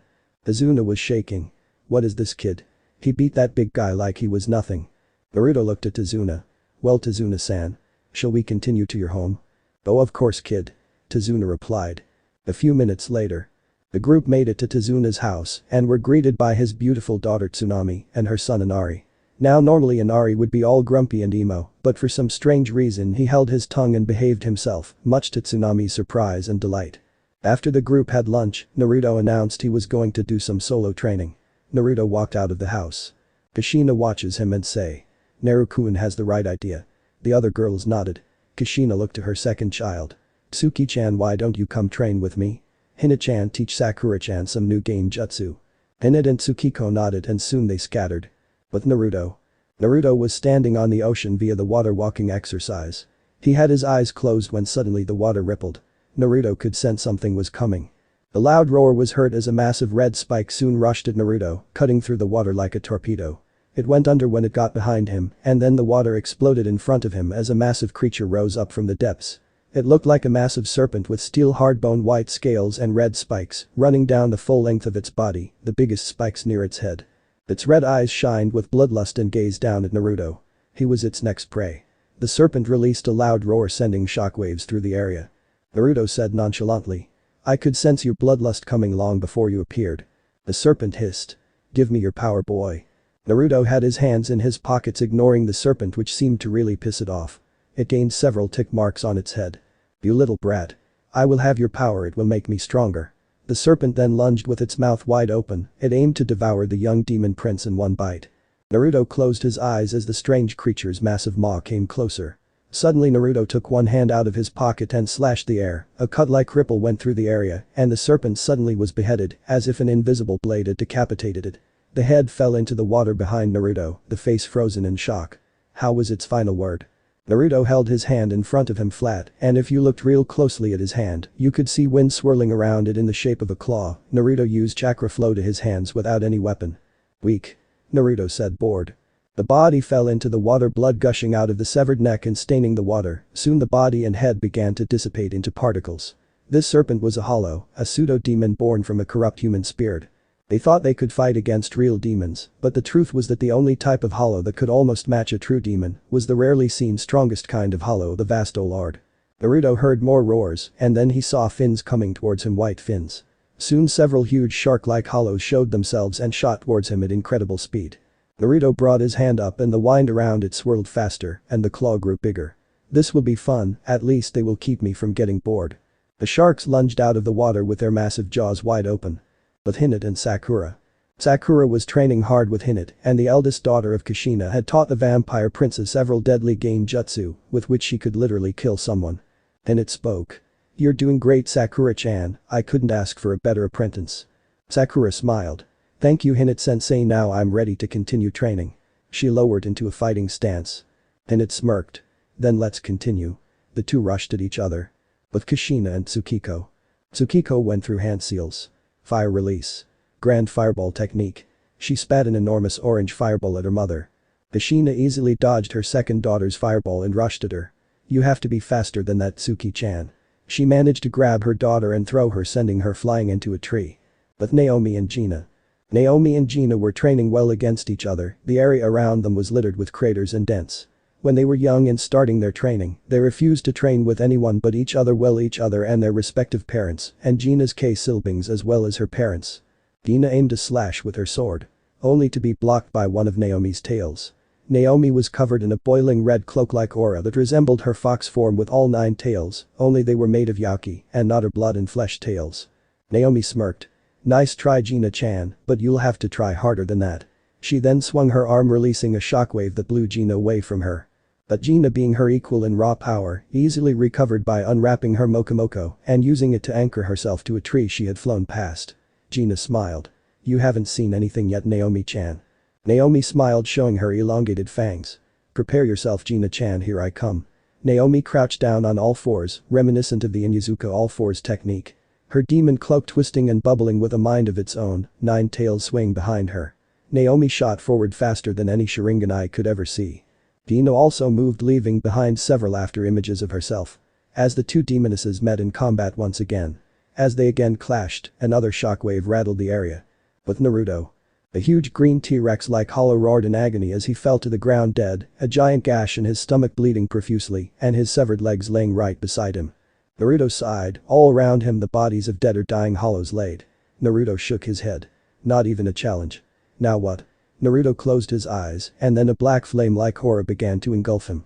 Naruto sensed a new enemy coming. Soon a huge black rip opened in the sky. The massive white pointed boot stomped down in front of Naruto as a massive being pulled itself from the portal. This hollow was huge, easily the size of a skyscraper. It was covered in a black cloak with white spikes around its neck. Its mask had a long pointed nose, and its hands had sharp claws. This was Amino's Grand. They were significantly stronger than ordinary hollows, being basically 100 hollows fused into one giant being. The problem was that their intelligence was barely above that of a wild animal. Amino's roared as it gazed down at its tiny prey. Naruto smirked. So Amino's Grand, eh? This will be fun. Suddenly more rips opened and several more Amino's Grand lumbered out, all of them roaring and ready to rumble. Naruto counted at least 20 or 30 Amino's Grand in all. Looks like I get to finally try out some of my new jutsu. The Minos opened their mouths and a red orb formed, then they all soon fired zeros at once. Multiple red blasts shot at Naruto, aiming to kill him. Naruto had his eyes closed as he concentrated. Blaze release. Fire encampment wall. He went through hand seals, and a huge wall of jet black flames rose up around him. The barrier of flames easily blocked the zeros. Naruto then changed tactics. He went through more hand seals faster than even a Kage could see. Blaze release. Firearms. The firewall suddenly changed into multiple flaming arms with clawed hands and shot towards the Minos. The claws grabbed all the Minos and held them still. The giant hollows couldn't even move an inch. Naruto then went through one last set of hand seals. Blaze release. Hell cannon. He opened his mouth and shot a massive stream of flames. The fiery blast incinerated all the Minos in one single blow. Naruto sighed. Well, that was a fun way to spend some time. He then floated up and sat in a meditative position. He closed his eyes to meditate. His demonic aura surrounded him and the area forming a barrier. After a little meditation, Naruto snapped open his eyes. He then vanished in a swirl of shadows. With Hinata and Sakura. Hinata was a little tired. Her hair was matted with sweat and her clothes were a little ruffled as she looked at Sakura, who looked only slightly winded. Sakura-chan, maybe we should rest for a while, we've been training non-stop now. The vampire princess shook her head. No, you can rest if you want to, sensei, but I'm going to continue training. Hinata nodded. She knew how stubborn Sakura could be due to her vampire heritage. Vampires, from what she learned from Sakura, were a warlike race that practically lived for battle. Sakura created a shadow clone. Naruto taught her the move. She began to spar with her clone. Hinata leaned against a tree to catch a couple of minutes of rest. With Kushina and Tsukiko. Both Uzumaki women were resting after a tough battle against each other. Kushina's eternal Sharingan spun before it faded back into her normal blue eyes, her Susanoo faded away. Kushina's four-fox tail swayed behind her. Her hands had been glowing with violet blue flames, but the flames died down. The area around them was covered in burns, craters, and slash marks. Tsukiko had her own Sharingan active and her 6 wings out. Kushina smiled. I'm so proud, Tsuki-chan, you've become much stronger. Thank you, Ka-chan, I wouldn't have reached this level if it wasn't for everyone's help. Tsukiko replied. Soon her wings went back into her body and her Sharingan retracted. Tsukiko felt herself about to faint only for her mother to catch her. Kushina then reverted to her human form and held her daughter bridal style and smiled down at her.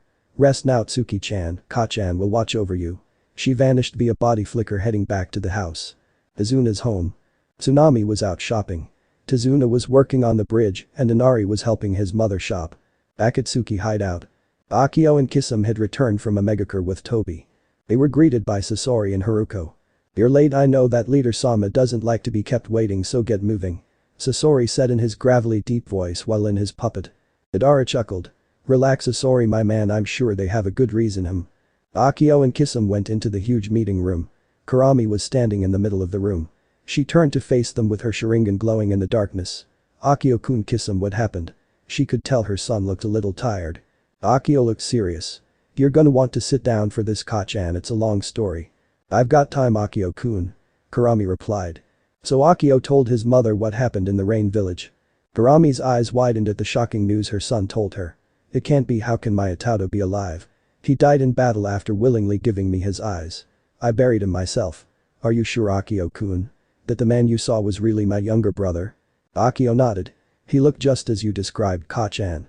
I see, Kurami then turned away.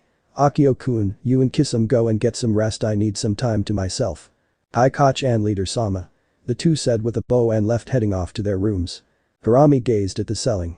Itato, are you really alive? If so, then I must step up my plans. Zetsu. Zetsu appeared with a bow. You called leader Sama. What is your command, leader Sama? The rival organization has risen up, we must advance our plans instead of waiting 3 years to gather the Jinchuriki, we must gather them now. Kurami ordered. Go to Konohagakure and retrieve the sacred sealing scroll in the Hokage's office. Hi, leader Sama. Both Zetsus replied and sunk into the ground. What should we do, leader Sama? Madara asked as he walked in with Sasori. Madara, you and Sasori go infiltrate Sunagakure and capture the one-tailed Jinchuriki. I've already sent Haiden and Kakuzu to Kumagakure after the 2- and 8-tailed Jinchuriki. Sunagakure, huh? It's been a while since I last seen it. Sasori replied. Come, Madara, let's not keep the one-tailed Jinchuriki waiting. Right, Madara brought out of some his clay and summoned a large clay bird. Hop aboard, Sasori, my man, Sasori jumped on the bird. The clay bird spread its wings and lifted off. Kurami watched them leave. Then she turned to someone in the shadows. To-kun. The person walked out of the shadows, revealing himself. It was Obito, only he now had 2 Sharingan eyes instead of just 1. It seems Kurami and Obito stayed in Konoha for a bit after the Uchiha massacre and found a dead Uchiha whose eyes were compatible with Obito, must have been a cousin of theirs. So Obito now had full fighting capability again. Don't worry, Ka-chan, I'll keep an eye on Konoha and make sure it doesn't interfere. Obito brought one hand to his face and began to vanish in a swirl until he was completely gone. Kurami smiled. That's my boy. But her mind turned to her daughter and grandson, who she heard were on an air-ranked mission in Wave Country. Kushi-chan, Naruto-kun, how are you two doing since I last saw you? Borders of water country. The cloaked man sneezed and used a tissue to wipe his nose. Someone must be talking about me. He looked up revealing 3 Tomo Sharingan eyes under the hood of his cloak. Izuna-sama, where are we going? Asked the man's companion. Izuna explained. We're visiting my puppet the Yondaime Mizukage, who also happens to be the 3-tailed Jinchuriki. I want us to get all the Jinchuriki before Oni-chan does, she will offer them protection, and all that nonsense. Oni-chan always did have a crush on Hashirama and admired him even after he nearly killed her. The 2 men chuckled darkly as they went into water country heading straight for Kurigakure. Izuna's house. Kushina smiled as she watched her daughters rest. Everyone else was all busy. Tazuna was out working on his bridge. Tsunami was shopping for food and Inari was helping his mother shop. Naruto, Gina, Sakura and Naomi were all still training. Kushina gazed at her little girls. They had inherited her looks and Tsukiko had the body of a true Uchiha kunoichi. She shivered feeling her dominatrix instincts rising. No, I can't, they're my little girls. I can't be wanting to dominate my own daughters, besides I'm with Naruto-kun. But sadly it was true, Kushina felt herself getting wet at the thought of dominating her daughters and maybe it was past time to introduce them to the world of the grow-up woman. But she also feared her son finding out and she loved him dearly. Naruto was the only man Kushina would ever be submissive to. When she was still in love with Minato, Kushina always was in control, dominating him easily. Minato, despite his true arrogance and deadly flying thunder god technique, was in fact a submissive wuss in bed. Kushina bit her lower lip, feeling her juices trickling down her legs. She felt her urge rising fast and finally she couldn't resist it any longer. She used chakra threads made from her own hair to tie her daughters to the bed and then stripped them of their clothes. Hinata yawned and woke up a few minutes later. When she tried to move her limbs she couldn't for some strange reason. Hinata snapped her eyes open and saw her limbs were tied to the bed with chakra threads. Also she discovered she was naked. Her large eye cup were exposed. She had a slim yet well-toned form due to her intense training over the years. Her legs were flawless and her beep had a mound of neatly trimmed red hair just above her entrance. What's going on? Why am I tied to the bed and why am I naked? She struggled with her binds, but to no avail, they were too strong. Oni-chan, you're tied up too. An owl awakened, Tsukiko said. Her double G cup jiggled as she moved. Her body was more curvy than her sister's was, but still well-toned, and unlike her sister, her beep was shaven. Hinata asked. What's happening? Oh good, you're awake now my pets. Said the voice they recognized as their mother's. Kushina strolled into the room wearing a dark blue robe. She had activated a soundproof seal that would prevent people from hearing what would go on in here. Hinata looked into her mother's blue eyes and gasped, seeing a strange glint in them, which both scared her and strangely turned her on as well. Hinata asked. Ka-chan, what's going on? I'm sorry Hinata-chan, Suki-chan, but I need this. Kushina whispered, her voice full of lust. I can't resist the urge anymore. Tsukiko felt strangely turned on from her mother's voice. Ka-chan, what do you plan to do? She asked, trying to hide the lust in her own voice. She blushed as she felt her juices beginning to trickle out. Kushina smirked seductively. I plan to make you both into true women and to remind you too that I am Naruto-kun's first woman. I'm going to play with you too. She let her robe slip off, revealing a sexy dark blue dominatrix outfit that left little to the imagination. Her large double J cup beep were fully visible, her beep were rock hard. She even turned into her demon form, her 4 beautiful fox tails swayed with her hips movements and her fox ears wiggled at the slightest sound. Hinata and Tsukiko couldn't help but blush looking at their mother's goddess-like body, and the extra features only highlighted her body even more. Kushina had the body of a real kunoichi. Her body frame was slim and curvy, yet very well toned with deceptively slim muscles, which helped her hide her monster strength. Hinata had more than once masturbated to the image of her mother and younger brother, together with her in a threesome, and Tsukiko had the same shameful secret. They not only loved their little brother, but loved their mother too. Are you both ready? Kushina snapped a whip that was now in her hand with a lustful glint in her blue-slitted eyes. She licked her lips in an erotic fashion. Tsukiko and Hinata both feared and braced for what was to come. They both cried out in a combination of fear and excitement. Be gentle, Ka-chan. Kushina purred, snapping her whip again. Call me Ka-sama, our mistress. Her tails waving in excitement. One of her tails extended out and shut the door so no one would disturb them. Hinata and Tsukiko were a little tired and sweaty but content. Kushina felt much better now and decided this was enough fun with them for now. She walked up to her daughters and freed Hinata's mind from her gain jutsu via her Sharingan. Ha-chan. Hinata blinked before she smacked her lips together, tasting something sweet. Her face turned bright red as the recent memories hit her. Even within the mind control gain jutsu, she saw, tasted, and felt what her body was doing. Her body tingled in remembrance. Tsukiko tapped her fingers together, blushing timidly. Kushina re-robed herself and smiled at her daughters. You two go take a shower and I'll go after you. I will wash the sheets off. Tsukiko and Hinata both nodded and ran to the bathroom to clean themselves while Kushina washed the sheets. But Naruto was meditating when he looked up as a massive claw came at him. It was yet another hollow. Naruto dodged the claw. The hollow was a larger hollow, not Grimjo. Its golden eyes shined with malice as it then charged Naruto. Naruto sighed and made quick work of the larger hollow, using his wind claw. Naruto decided it was time to head back and see how the others were doing. Naruto vanished via shadows. Azuna's house later on that day.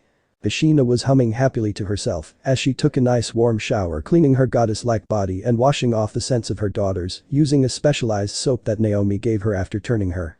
Kushina had managed to wash the sheets to where they looked and smelled just as they had before her romp with her daughters. But she destroyed that chair she had masturbated on, though that thing couldn't be washed. Kushina preferred warm showers after intercourse, they relaxed her more than cold ones. Luckily her daughters had taken cold showers earlier, so the hot water was still on. Kushina smiled lovingly as she thought of her handsome boy Naruto. His golden blonde hair, his beautiful intense blue eyes, his calm cold personality and his ruthless battle personality, along with his rarely shown, except to her and the other girls, sweet and kind side. She blushed at her mind's image of an older Naruto. Kushina felt really horny by the image despite her earlier actions with her daughters. Any normal woman would be totally burned out by now, but Kushina was never an ordinary woman, even when she was still human. She could now go on for hours upon hours. My little Naru-kun, my mate. Kushina finally couldn't take it. She placed her soap down, turned off the water, and caressed both of her double J cupbeep. Kushina later came out of the shower feeling greatly refreshed and all clean. She had a towel wrapped around herself. Imagine her surprise when she came out of the bathroom, only to come face to face with Naruto, who had just arrived a few seconds ago. Naruto was surprised as he gazed as his mother's body only covered by a towel, his face turning pink as his eyes took in every detail of her beautiful body. Kushina blushed deeply. Naru-kun, you're back early. Naruto's eyes were still drinking in his mother's gorgeous curves. Ha-chan. Naruto said softly, his cheeks flushing a brighter pink. Kushina smiled lovingly. Welcome back, sweetie. She pulled him into a hug, his head pressing against her beak barely covered by the towel. Did you get some good training in? Naruto just nodded, enjoying the feeling of his mother's skin against his own. Kushina pulled him into a deep kiss and then said. Let's go up to our room, sweetie, so I can change. She led Naruto to the room she shared with him. This is how they were set up. Kushina and Naruto shared a room, Hinata and Tsukiko shared a room, as did Naomi, and Gina Sakura got to stay with Hinata and Tsukiko. When they arrived and entered their door, Kushina looked to Naruto and remembered a recent imagination. Oh funk it. That image was like looking into the future, and I want to taste Naru-kun's seed for real right now. I want him to funk me and give me kits. With her mind made up, Kushina activated a privacy seal that was also another soundproof seal. Kushina smiled. Naru-kun, sweetie, do you want me to slip out of this towel? She asked in a very seductive tone. What? Naruto for the first time was completely stunned as he looked at his mother. Ka-chan. Kushina allowed her towel to slip and soon it fell to the floor, revealing her in all her nude glory, glistening with shower water which also still dripped from her long bright red hair. She winked at him and posed. What do you think, Naru-kun? Naruto felt his face heat up as he gazed upon his mother in her natural suit. Blood began to drip from his nose, slowly at first, but the flow increased. Ka-chan is so beautiful. He felt strange in the lower half of his body. His pants felt like they were getting tighter and tighter. Oh my, does my little Naru-kun like what he sees? Kushina purred seductively as she eyed the huge tent in his pants. Naruto blushed, trying to cover the tent and failing. Shall Ka-chan help you with that little problem? Kushina asked, her eyes flashing with lust. She was now releasing heavy pheromones. Yes, please do, Ka-chan. Naruto stuttered and cursed himself for it. But his growing hormones were going wild and his instincts were telling him to take her now. His nose told him the air was thick with the pheromones his mother was releasing. Okay, sweetie. Kushina walked closer, not even embarrassed or ashamed of her nudity in front of her son. After Naruto bit her, Kushina felt her own powers suddenly receive a huge boost. Her eyes changed into her Sharingan and then her eternal Manjikyu, and then they evolved one more time. Turning black with several red rings in them similar to Naruto's eyes minus the Tomo. Kushina blinked, wondering what was up with her eyes. They felt much sharper than usual. She grabbed a nearby mirror and gasped at the red and black rippled eyes looking back at her. My eyes. This must be the Rinnegan. It seems my mark has increased your powers exponentially, Ka-chan, and cause your Sharingan to evolve into the Rinnegan, but now you must train to master your new Dojutsu. I will help you. There is a difference between unlocking your Dojutsu and knowing how to use it, Naruto said seriously. The Rinnegan is very powerful, but it won't make you a god. Kushina looked at her sonmate with a smile. Teach me, Naruto-kun. I will Ka-chan. But let's rest for now. Naruto said, and the two of them rested for a little while, cuddled together in bed. 4 hours later. Naruto and Kushina had rested up for a couple of hours after their actions together, and now they were going out to train. They of course got dressed first. Naruto lifted his mother maid into his arms bridal style and jumped out the window. Kushina wrapped her arms around his neck, and Naruto wasn't even fazed as he ran on the water, heading for a desolate part of the wave forest, far from any human civilization. Kushina leaned her head against her sonmate's firm chest. She was the happiest woman in the world right now. Naru-kun, my mate, my love. Soon the two found a really good desolate spot to train, and it was quite far from the town and wave. Naruto landed and placed his mother mate down. Kushina stood up. Naruto went through hand seals, stopping on snake. Demon arts. Yaki blocking barrier. Instantly a massive barrier formed all around the forest. It would deter humans from entering and also prevent other demons from sensing them. Naruto formed some more barriers until 4 layers of them were around the area. Okay, Ka-chan, now we can begin. Naruto said. Right, Naruto-kun. Kushina replied. Naruto started his explanation. Now, Ka-chan, I will explain the basics. As you're probably aware, the Rinnegan is the most powerful of the 3 Dojutsu. It gives you all forms of ninjutsu and would make you almost godlike. Kushina nodded, eagerly listening in. Naruto held up one finger. The first ability of the Rinnegan is the power to wield all 5 main chakra natures. Fire, water, wind, earth, and lightning. He held up another finger. The second ability is the power of the 6 paths of pain. 6 paths of pain? Kushina asked, tilting her head cutely. Yes, I will demonstrate each of their powers. You may want to move back some, Ka-chan. Naruto created 5 shadow clones. Now come at me all at once. Kushina obeyed and moved back a few feet. Yes, boss. The clones all replied and rushed at the original before they leapt up, aiming with punches and rods. Naruto thrust his arms out. Almighty push. Instantly a massive force thrust out from all around his body and dispelled all 5 clones. Naruto was briefly covered in a green force field. The ground beneath and around him was cratered. Kushina was amazed. What was that jutsu, Naruto-kun? Naruto smiled. That, Ka-chan, was a power of the Diva path. The power of repulsive force. Depending on the amount of force used, it could destroy an entire village. It's mainly used as a defensive technique, as you can see. Naruto raised one hand to a tree. Universal pull.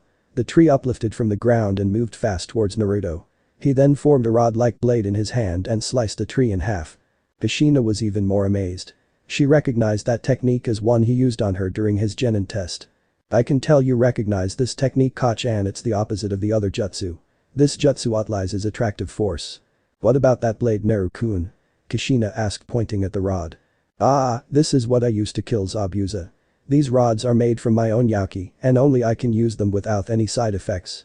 Naruto explained. Any other jutsu from that path, Naru-kun? Kushina inquired.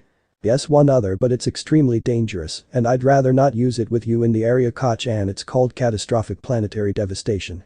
I throw a black sphere of gravity in the sky which attracts all of the surrounding earth, including forests and mountains, and compresses them all into a giant sphere. Kushina was stunned. That jutsu sounds extremely powerful.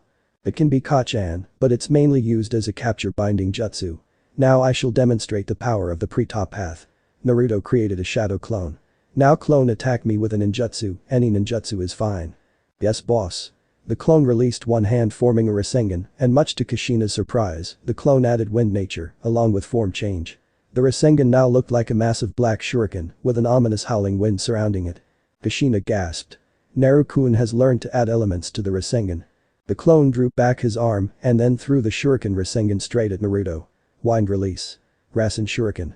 The attack flew at Naruto like a frisbee. Kushina sensed the amount of power in that attack. Her eyes also saw countless tiny wind blades. She clasped her hands together, worried. Naruto raised one hand. Blocking technique, absorption seal.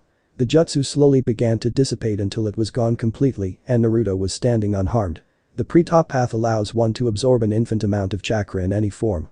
Now for the Asura path. Naruto removed his shirt, showing off his slim, well-toned body. His tan was perfect and he wasn't overly muscular or too slim. He was just right for his age. No, even better, he was perfection personified. Kushina couldn't help but blush and drool. Then to her surprise, 2 extra arms suddenly grew from Naruto's right shoulder, only they were armored. One arm split open to reveal multiple metal tentacles, while the other arm morphed into a cannon. As you can tell, Ka-chan, this path allows the ability to augment your body with robotic limbs and weaponry. It's the most physically powerful of all the paths. Naruto aimed the cannon at the water and shot a massive black beam out into the distance.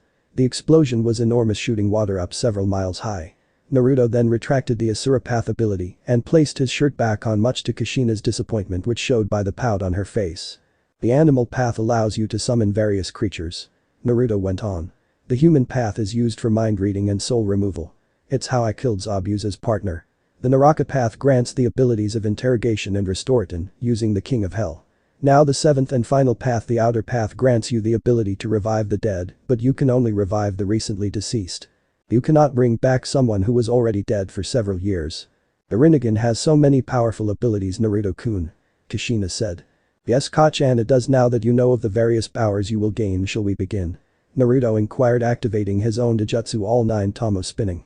Kushina nodded. Yeah, I'm ready, Naruto-kun. Her ringed eyes looked serious and focused. Then let's start our training, Kachan. Naruto said, rushing at her with wind charged in his hands. Bring it on, Naruto-kun. Kushina met him head on. But Sakura. Sakura panted as she finished her Genjutsu training. She wiped her forehead. I'm done with that for now. I wonder how Naruto-kun and the others are doing. She looked up at the sky before returning to her training. But Hinata and Tsukiko came out of their room looking for Naruto and their mother, but they couldn't find them anywhere. So they decided to go train as well and discover new powers for themselves. But Naomi and Gina were learning more forbidden demonic techniques. Naomi was discovering all new ways to utilize her Bijuu bomb and fox cloak. Gina was learning new lightning and blood techniques. Wave Village. Several shadows were moving towards the main village area. They were hostile with the intent to kill. 2 of the shadows were coming by water. The others were either tree jumping, flying, or running. One shadow spoke. What shall we do now that we're here? All of them stopped just outside the village. Another grinned, bearing razor-sharp fangs at all the people out on the streets. I see humans. Let's kill them. Well, this is a pretty far away land. What do you think, Ryoku? The leader asked, looking to the man beside him. You guys can go kill some humans. I will have my wasps look for the boy. Ryoku replied. Several red-eyed wasps buzzed above him before they flew off. The leader looked at the humans, revealing golden slit eyes. Haha, we have all the time in world, let's have some fun. Fenner, come with me. We're going on a killing spree. The shadowed wolf drooled. It's about damn time. Relax, Fenner. Let's just go and have some fun with the humans, said another shadowed man. The shadows then separated in different directions. The leader, Fenner, and Ren moved towards a bridge builder's daughter shopping with her son. But Naruto and Kushina. Naruto yelled. Again, Kachan. He nodded to his shadow clones, which charged at Kushina. They had now been at it for several hours.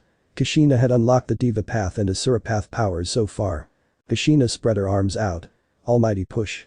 A wave of force burst from all around her, destroying his clones. Kushina panted some. Naruto nodded, satisfied. You did well for your first usage of the Diva Path, Kachan. Kushina smiled. Thank you, Naruto-kun. Naruto scanned his mother's body to his Dojutsu. Something was different, her Yaki had increased a lot. Kachan, turn into your demon form, I want to check something. Okay, Naruto-kun. Kushina was surrounded by flames and assumed her demonic form. She now had not 4 or 5, but a total of 6 tails swaying behind her. Her ringed eyes now had slitted pupils. Naruto studied her Yaki. I thought so, my mark caused you to skip a whole tail, Kachan. You have 6 tails now.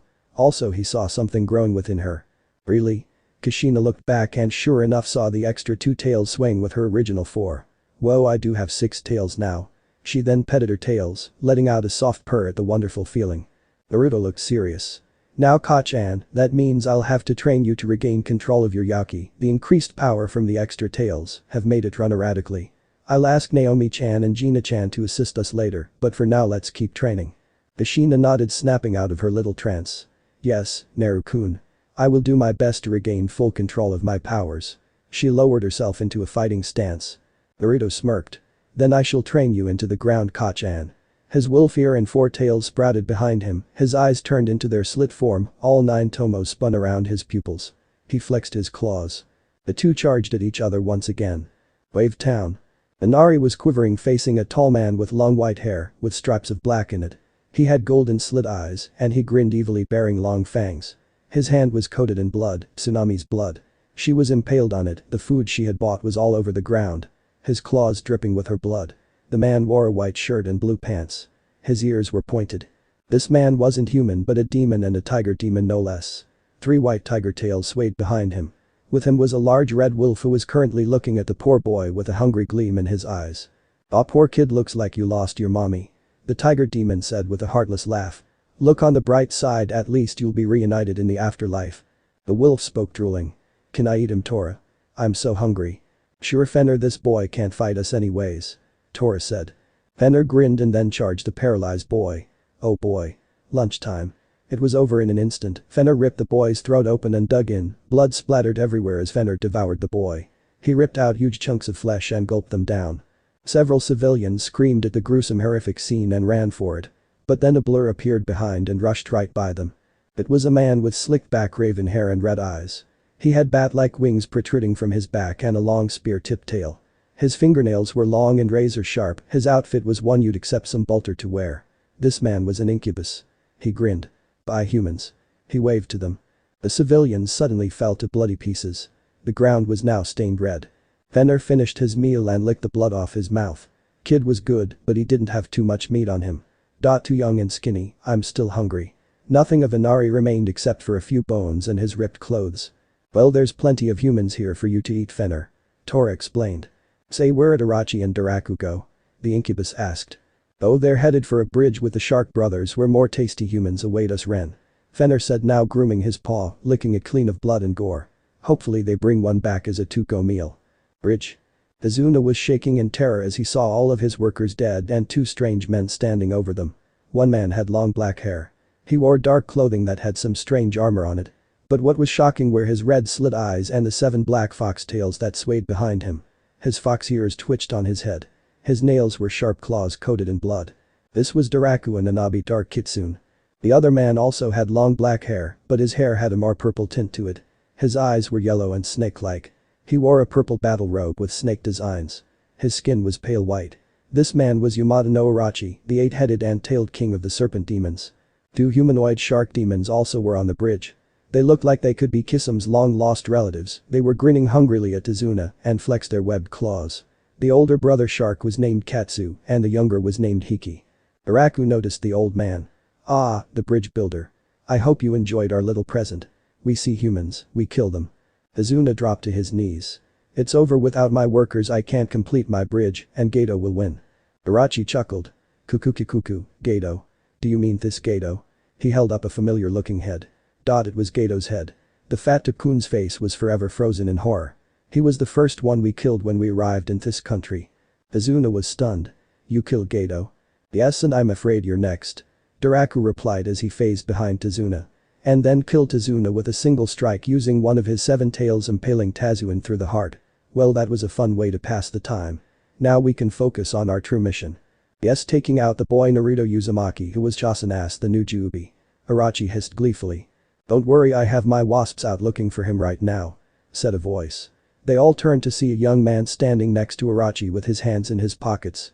He wore a green overcoat and had messy black-green hair. His eyes were covered by sunglasses. Multiple insects buzzed all around him. He was Ryoku, the insect demon king.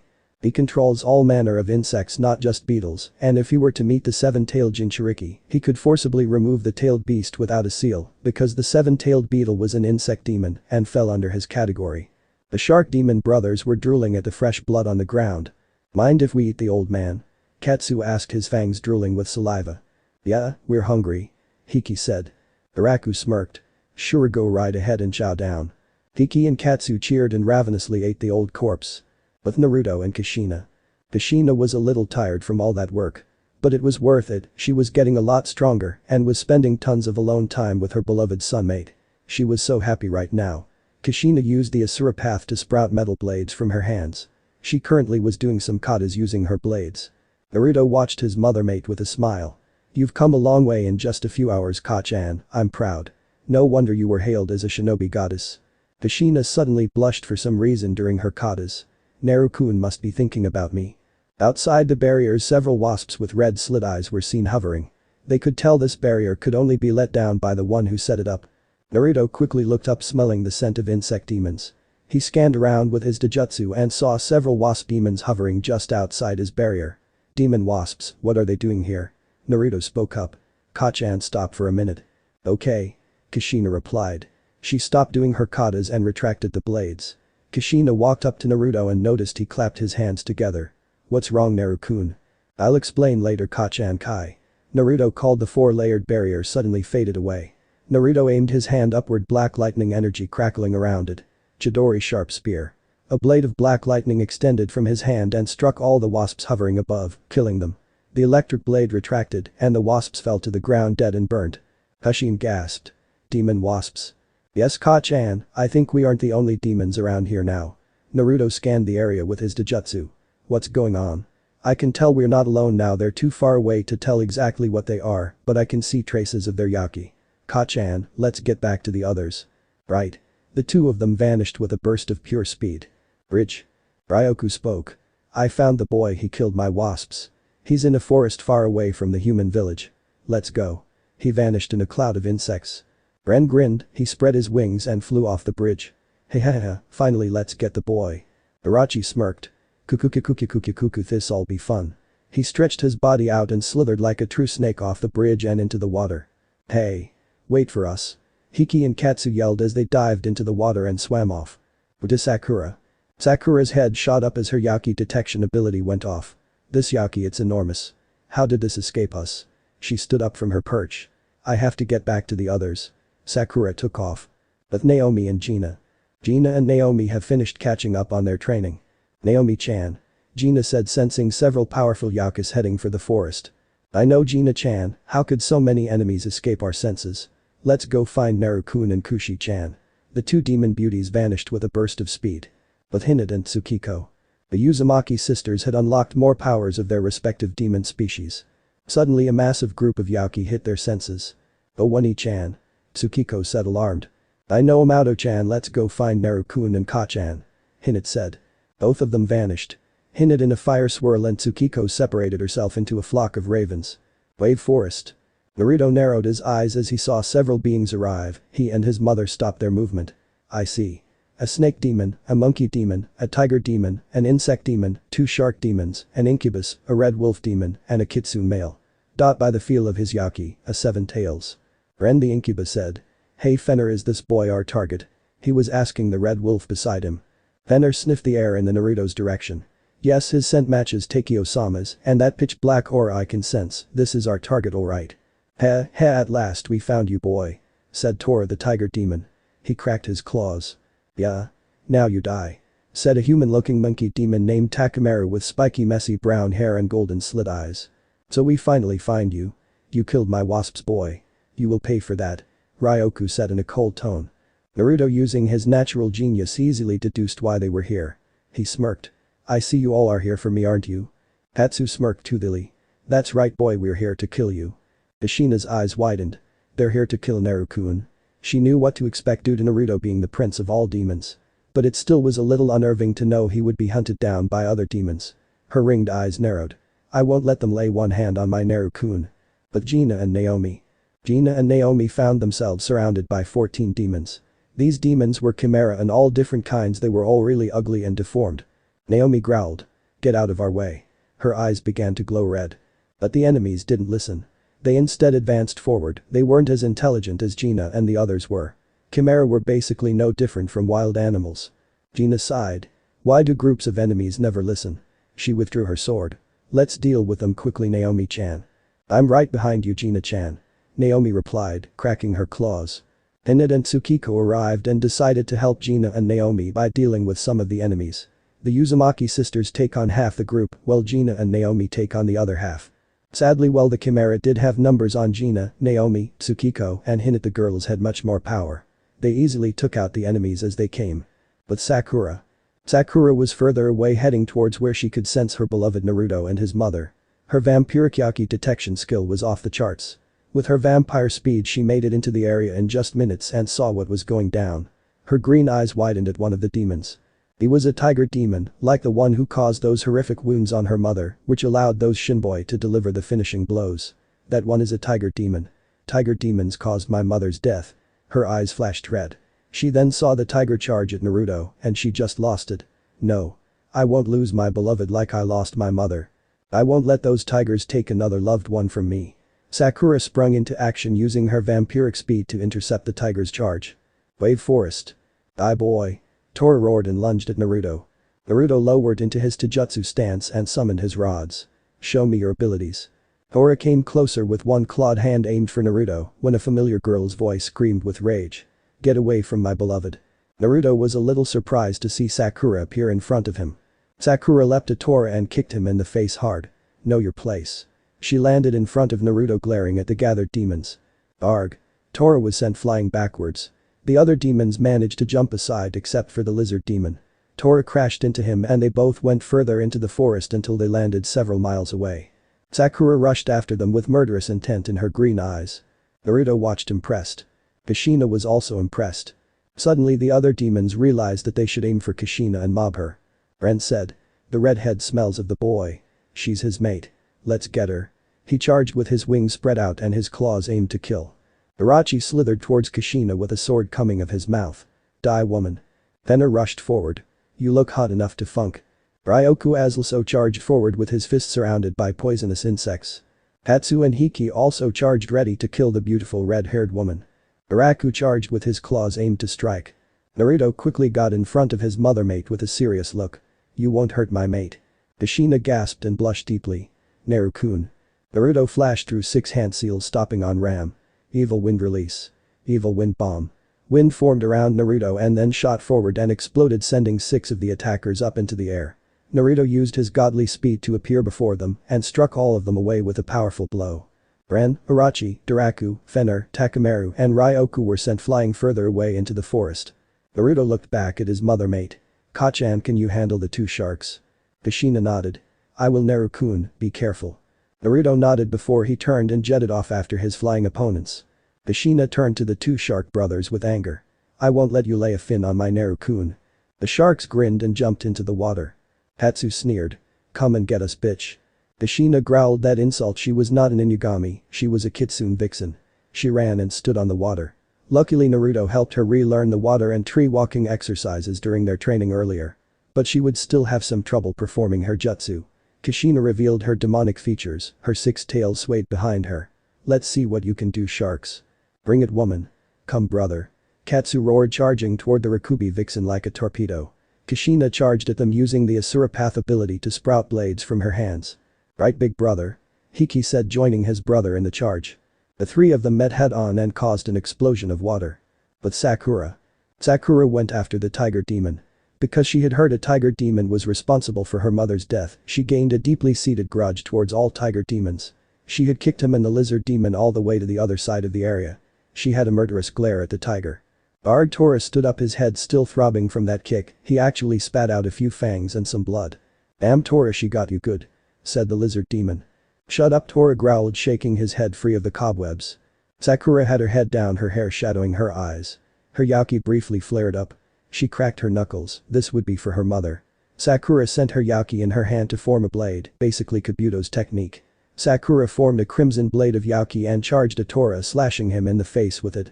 Arg. Not the face again, you little bitch. Tora roared, grabbing his now bleeding face. Sakura smirked and then vanished yet again. Tora felt a slash in his back. Arg. Tori tried to defend himself, but Sakura was just too fast. She used her vampire speed to keep her distance and then attack him quickly. Tora fell the ground bleeding everywhere. Sakura appeared in front of him with her blade aimed at his throat. Don't move, this is for my mother. Her green eyes had gained slitted pupils and looked absolutely ruthless. Ooh, it looks like this girl's got a beef with you about her mother. Tori, what did you do to the girl's mother? The lizard demon teased. Wait a minute, that scent, she's a vampire. Tora said darkly, he then sneered. So she's the daughter of that vampire slut who slayed my big brother. Sakura's eyes widened at that revelation and her blade faded away. What did you say? Tora snarled. Your slut of a mother killed my older brother, but luckily my brother inflicted a fatal wound on that bitch that caused her death at those humans' hands. My brother was all I had left in this world. Now I want revenge, and since that slut is dead, I'll collect it from you. Her precious daughter. Sakura began to tremble in barely concealed rage. You're the brother of that tiger who caused my mother's death. Sakura's yaki began to surround her. Her fists were clenched tightly enough to actually draw blood and strain her gloves to the near limit. Her eyes turned red and her hair began to turn silver. But the lizard and Tora came prepared. They quickly charged Sakura and threw something wet on her. Sakura instantly screamed in sheer agony, feeling incredible pain coursing through her body. Her yaki faded away. It was water, and holy water, a vampire's worst nightmare. The water burned her skin and sent intense amounts of pain throughout her body. Sakura fell to the ground with painful burns covering her. Sakura writhed in agony. The two demons laughed evilly. Their plan worked like a charm. Tora smirked and walked up to Sakura before he knelt down. "I owe you for kicking me earlier, you little bitch." Tori struck Sakura with his leg, sending her up into the air. Sakura came down, and then the lizard caught her with his long tongue and then slammed her hard into the ground, causing even more pain and creating a crater with her body. Sakura actually spat up blood from the impact, along with her still feeling the shock of the holy water on her. Tora sneered. "Worthless little slut. You also slashed me." He soon slashed Sakura in the stomach with his claws, ripping her kimono and giving her some nasty gashes. Tora grinned and slashed her on the back. More gashes formed. The lizard sent Yaki into his tongue and zapped Sakura with green lightning. This guy was an electric lizard demon. Sakura had never felt such horrible pain before. Not even training with Naruto was so painful. She just laid there on the ground bleeding, her mind too overwhelmed from the sheer pain to even continue fighting. Her gashes bleeding profusely. The lizard asked. "Ooh, let's have some fun with her before she dies from the blood loss, Tora." Hehehe, sounds good. Tora ripped off Sakura's outfit, which had already been ripped thanks to his claws, slashing her earlier, revealing her well-endowed body to the world. Sakura's beep were larger than any girl of her age. They had to be around large C cups. So round, yet soft and perfect, with beautiful pink beat that matched her hair. Her legs were smooth and creamy. Any boy or creepy man would die just for the chance to touch them. She even had her beak shaven since she started puberty. Her body was absolutely perfect for a girl her age, even with the 5 nasty slash marks on her stomach and back. Ooh, quite the developed girl for her age. The lizard licked his lips with his long disgusting tongue. Yummy. She looked so tasty. Sakura's mind finally came back together when she felt a breeze and she looked scared, realizing what was about to happen. It couldn't end like this. She couldn't be getting raped. She wanted to bear Naruto's children, not the children of the scum, but she felt herself growing weaker with the blood loss, just like her mother. Sakura felt her eyes beginning to close. "Naru-kun, forgive me, I wasn't strong enough." But then a familiar voice yelled in her head. "Sakura-chan, no. Don't give up yet." Sakura's eyes opened. "Who's there?" She suddenly found herself in a meadow with sakura blossoms at night with a blood-red moon. She looked at herself. Her body was now healed and she was fully clothed. Sakura looked around until she felt a familiar pair of arms wrap around her and pull her into a hug. Sakura smelled a very familiar scent, one she hadn't detected since she was a little girl. Sakura looked up in shock to see an older version of herself with much longer pink hair and slitted green eyes. It was her mother and queen of the vampire race, Rose Haruno. Rose wasn't clad in the civilian clothing she wore in Konoha, but a dark red kimono with a tattered looking edge that made it look like bat wings. It was decorated with bat designs and it showed her large double eye cup beep off quite nicely. Rose wore blood red nail polish with bats in the middle. A look worthy of the queen of vampires. "Hey Ka-chan," Sakura tearfully whispered. "Yes, my little blossom, it's me, or rather a piece of my soul born from my blood flowing through your veins," Rose said with a loving smile. "Now let me look at you, Sakura-chan." She studied her daughter with tears of joy falling. "Oh my little baby, look at you. You're becoming a woman now, Sakura-chan. You even managed to win a place in Naruto-kun's heart, and Kushi-chan has been taking such good care of you. I'm so proud of how much you've grown." "Hey Ka-chan, I'm sorry, but I'm dying. I wasn't strong enough to beat the brother of the demon who caused your death," Sakura cried. "It's okay, sweetie," Rose whispered comfortingly. "You can win. My blood flows through your veins, the strongest and purest vampire blood. You just have to unlock your hidden powers." "But how, Ka-chan?" Sakura asked. "How can I unlock my real powers?" Rose smiled and then brought her hand up. "I will help you unlock them, sweetie." To Sakura's shock, Rose dug her sharp nail of her index finger into her palm and sliced it open, causing blood to flow. "Drink my blood, Sakura-chan, and your true powers shall come to light." Sakura at first wasn't too sure, but if it would help then she should go through with it. She walked over to her mother and lapped up the blood flowing from her hand. Rose healed her wound after Sakura had drank around a cup's worth of blood. Rose felt herself beginning to disappear. "I'm leaving now, Sakura-chan, but remember, I will always be with you." She gave her daughter a thumbs up. "And try to see if your first child with Naruto-kun is a girl." "Ha-chan." Sakura blushed embarrassed. She tearfully watched as her mother fully vanished, but her voice echoed. "I love you, Sakura-chan. Never forget that. Your father and I both love you very much." "Ha-chan," Sakura had tears falling. "I'll make both you and Toussaint proud," Sakura declared. Thor and the lizard advanced towards the non-moving Sakura until a burst of red-pink Yaki came out of her body, blowing them away from her. The Yaki soon covered the whole area. The sky over them darkened and the moon appeared, only it was pink. Many bats were seen flying down and covered Sakura. Sakura began to change, her hair turned from pink to a silver color and it grew longer, now flowing down her back, her eyes became a blood red color and her pupils became slits. Her wounds stitched themselves together and healed in mere seconds, even the rips in her clothes fixed themselves, her body filled out even more and grew taller until she looked to be 17 rather than 13. Thor and the lizard were trembling at the sheer force of this power. What's happening? How is she emitting such power? They had to cover their eyes and faces as debris went flying. Soon the bats all flew away, revealing a completely different girl than the one from before, with an ominous red aura coming off her body. She was much taller, looking to be around 17 and not 13. Her eyes were blood red with slitted pupils, and her hair was long silver hair, reminiscent of Gina's hair color. Her now large cupbeep were straining her kimono slightly. The dark red aura surrounded her body, and you could see swarms of bats flying around within her aura. Her fingernails were now razor sharp and could be used like claws. Thor and the lizard were frozen in fear, they couldn't move even an inch. Tora struggled. What's going on? I can't move. What did she do to us? The lizard was praying in his mind. Please let me survive. I still have so many ladies to enjoy. The now silver-haired Sakura looked at her opponents and smirked evilly, baring longer fangs. You dare touch me, you unworthy scum, dare touch the princess of all vampires. She now looked extremely enraged. You scum are not worthy to lay even a single finger on my body. Only my Naruto-kun may touch me. She cracked her knuckles, looking murderously at them. I will teach you scum your proper place. Sakura soon shot forwards, kicking a lot of dust from her takeoff, pure feral malice, anger, and murder in her red slit eyes. She only had one thought. Slaughter the fools who dared to lay a hand on her body, a body meant only for Naruto's hands. Thor and the lizard watched in terror as the enraged, newly awakened Shinso vampiress came at them. They both had one similar thought. Mommy. So this part ends here.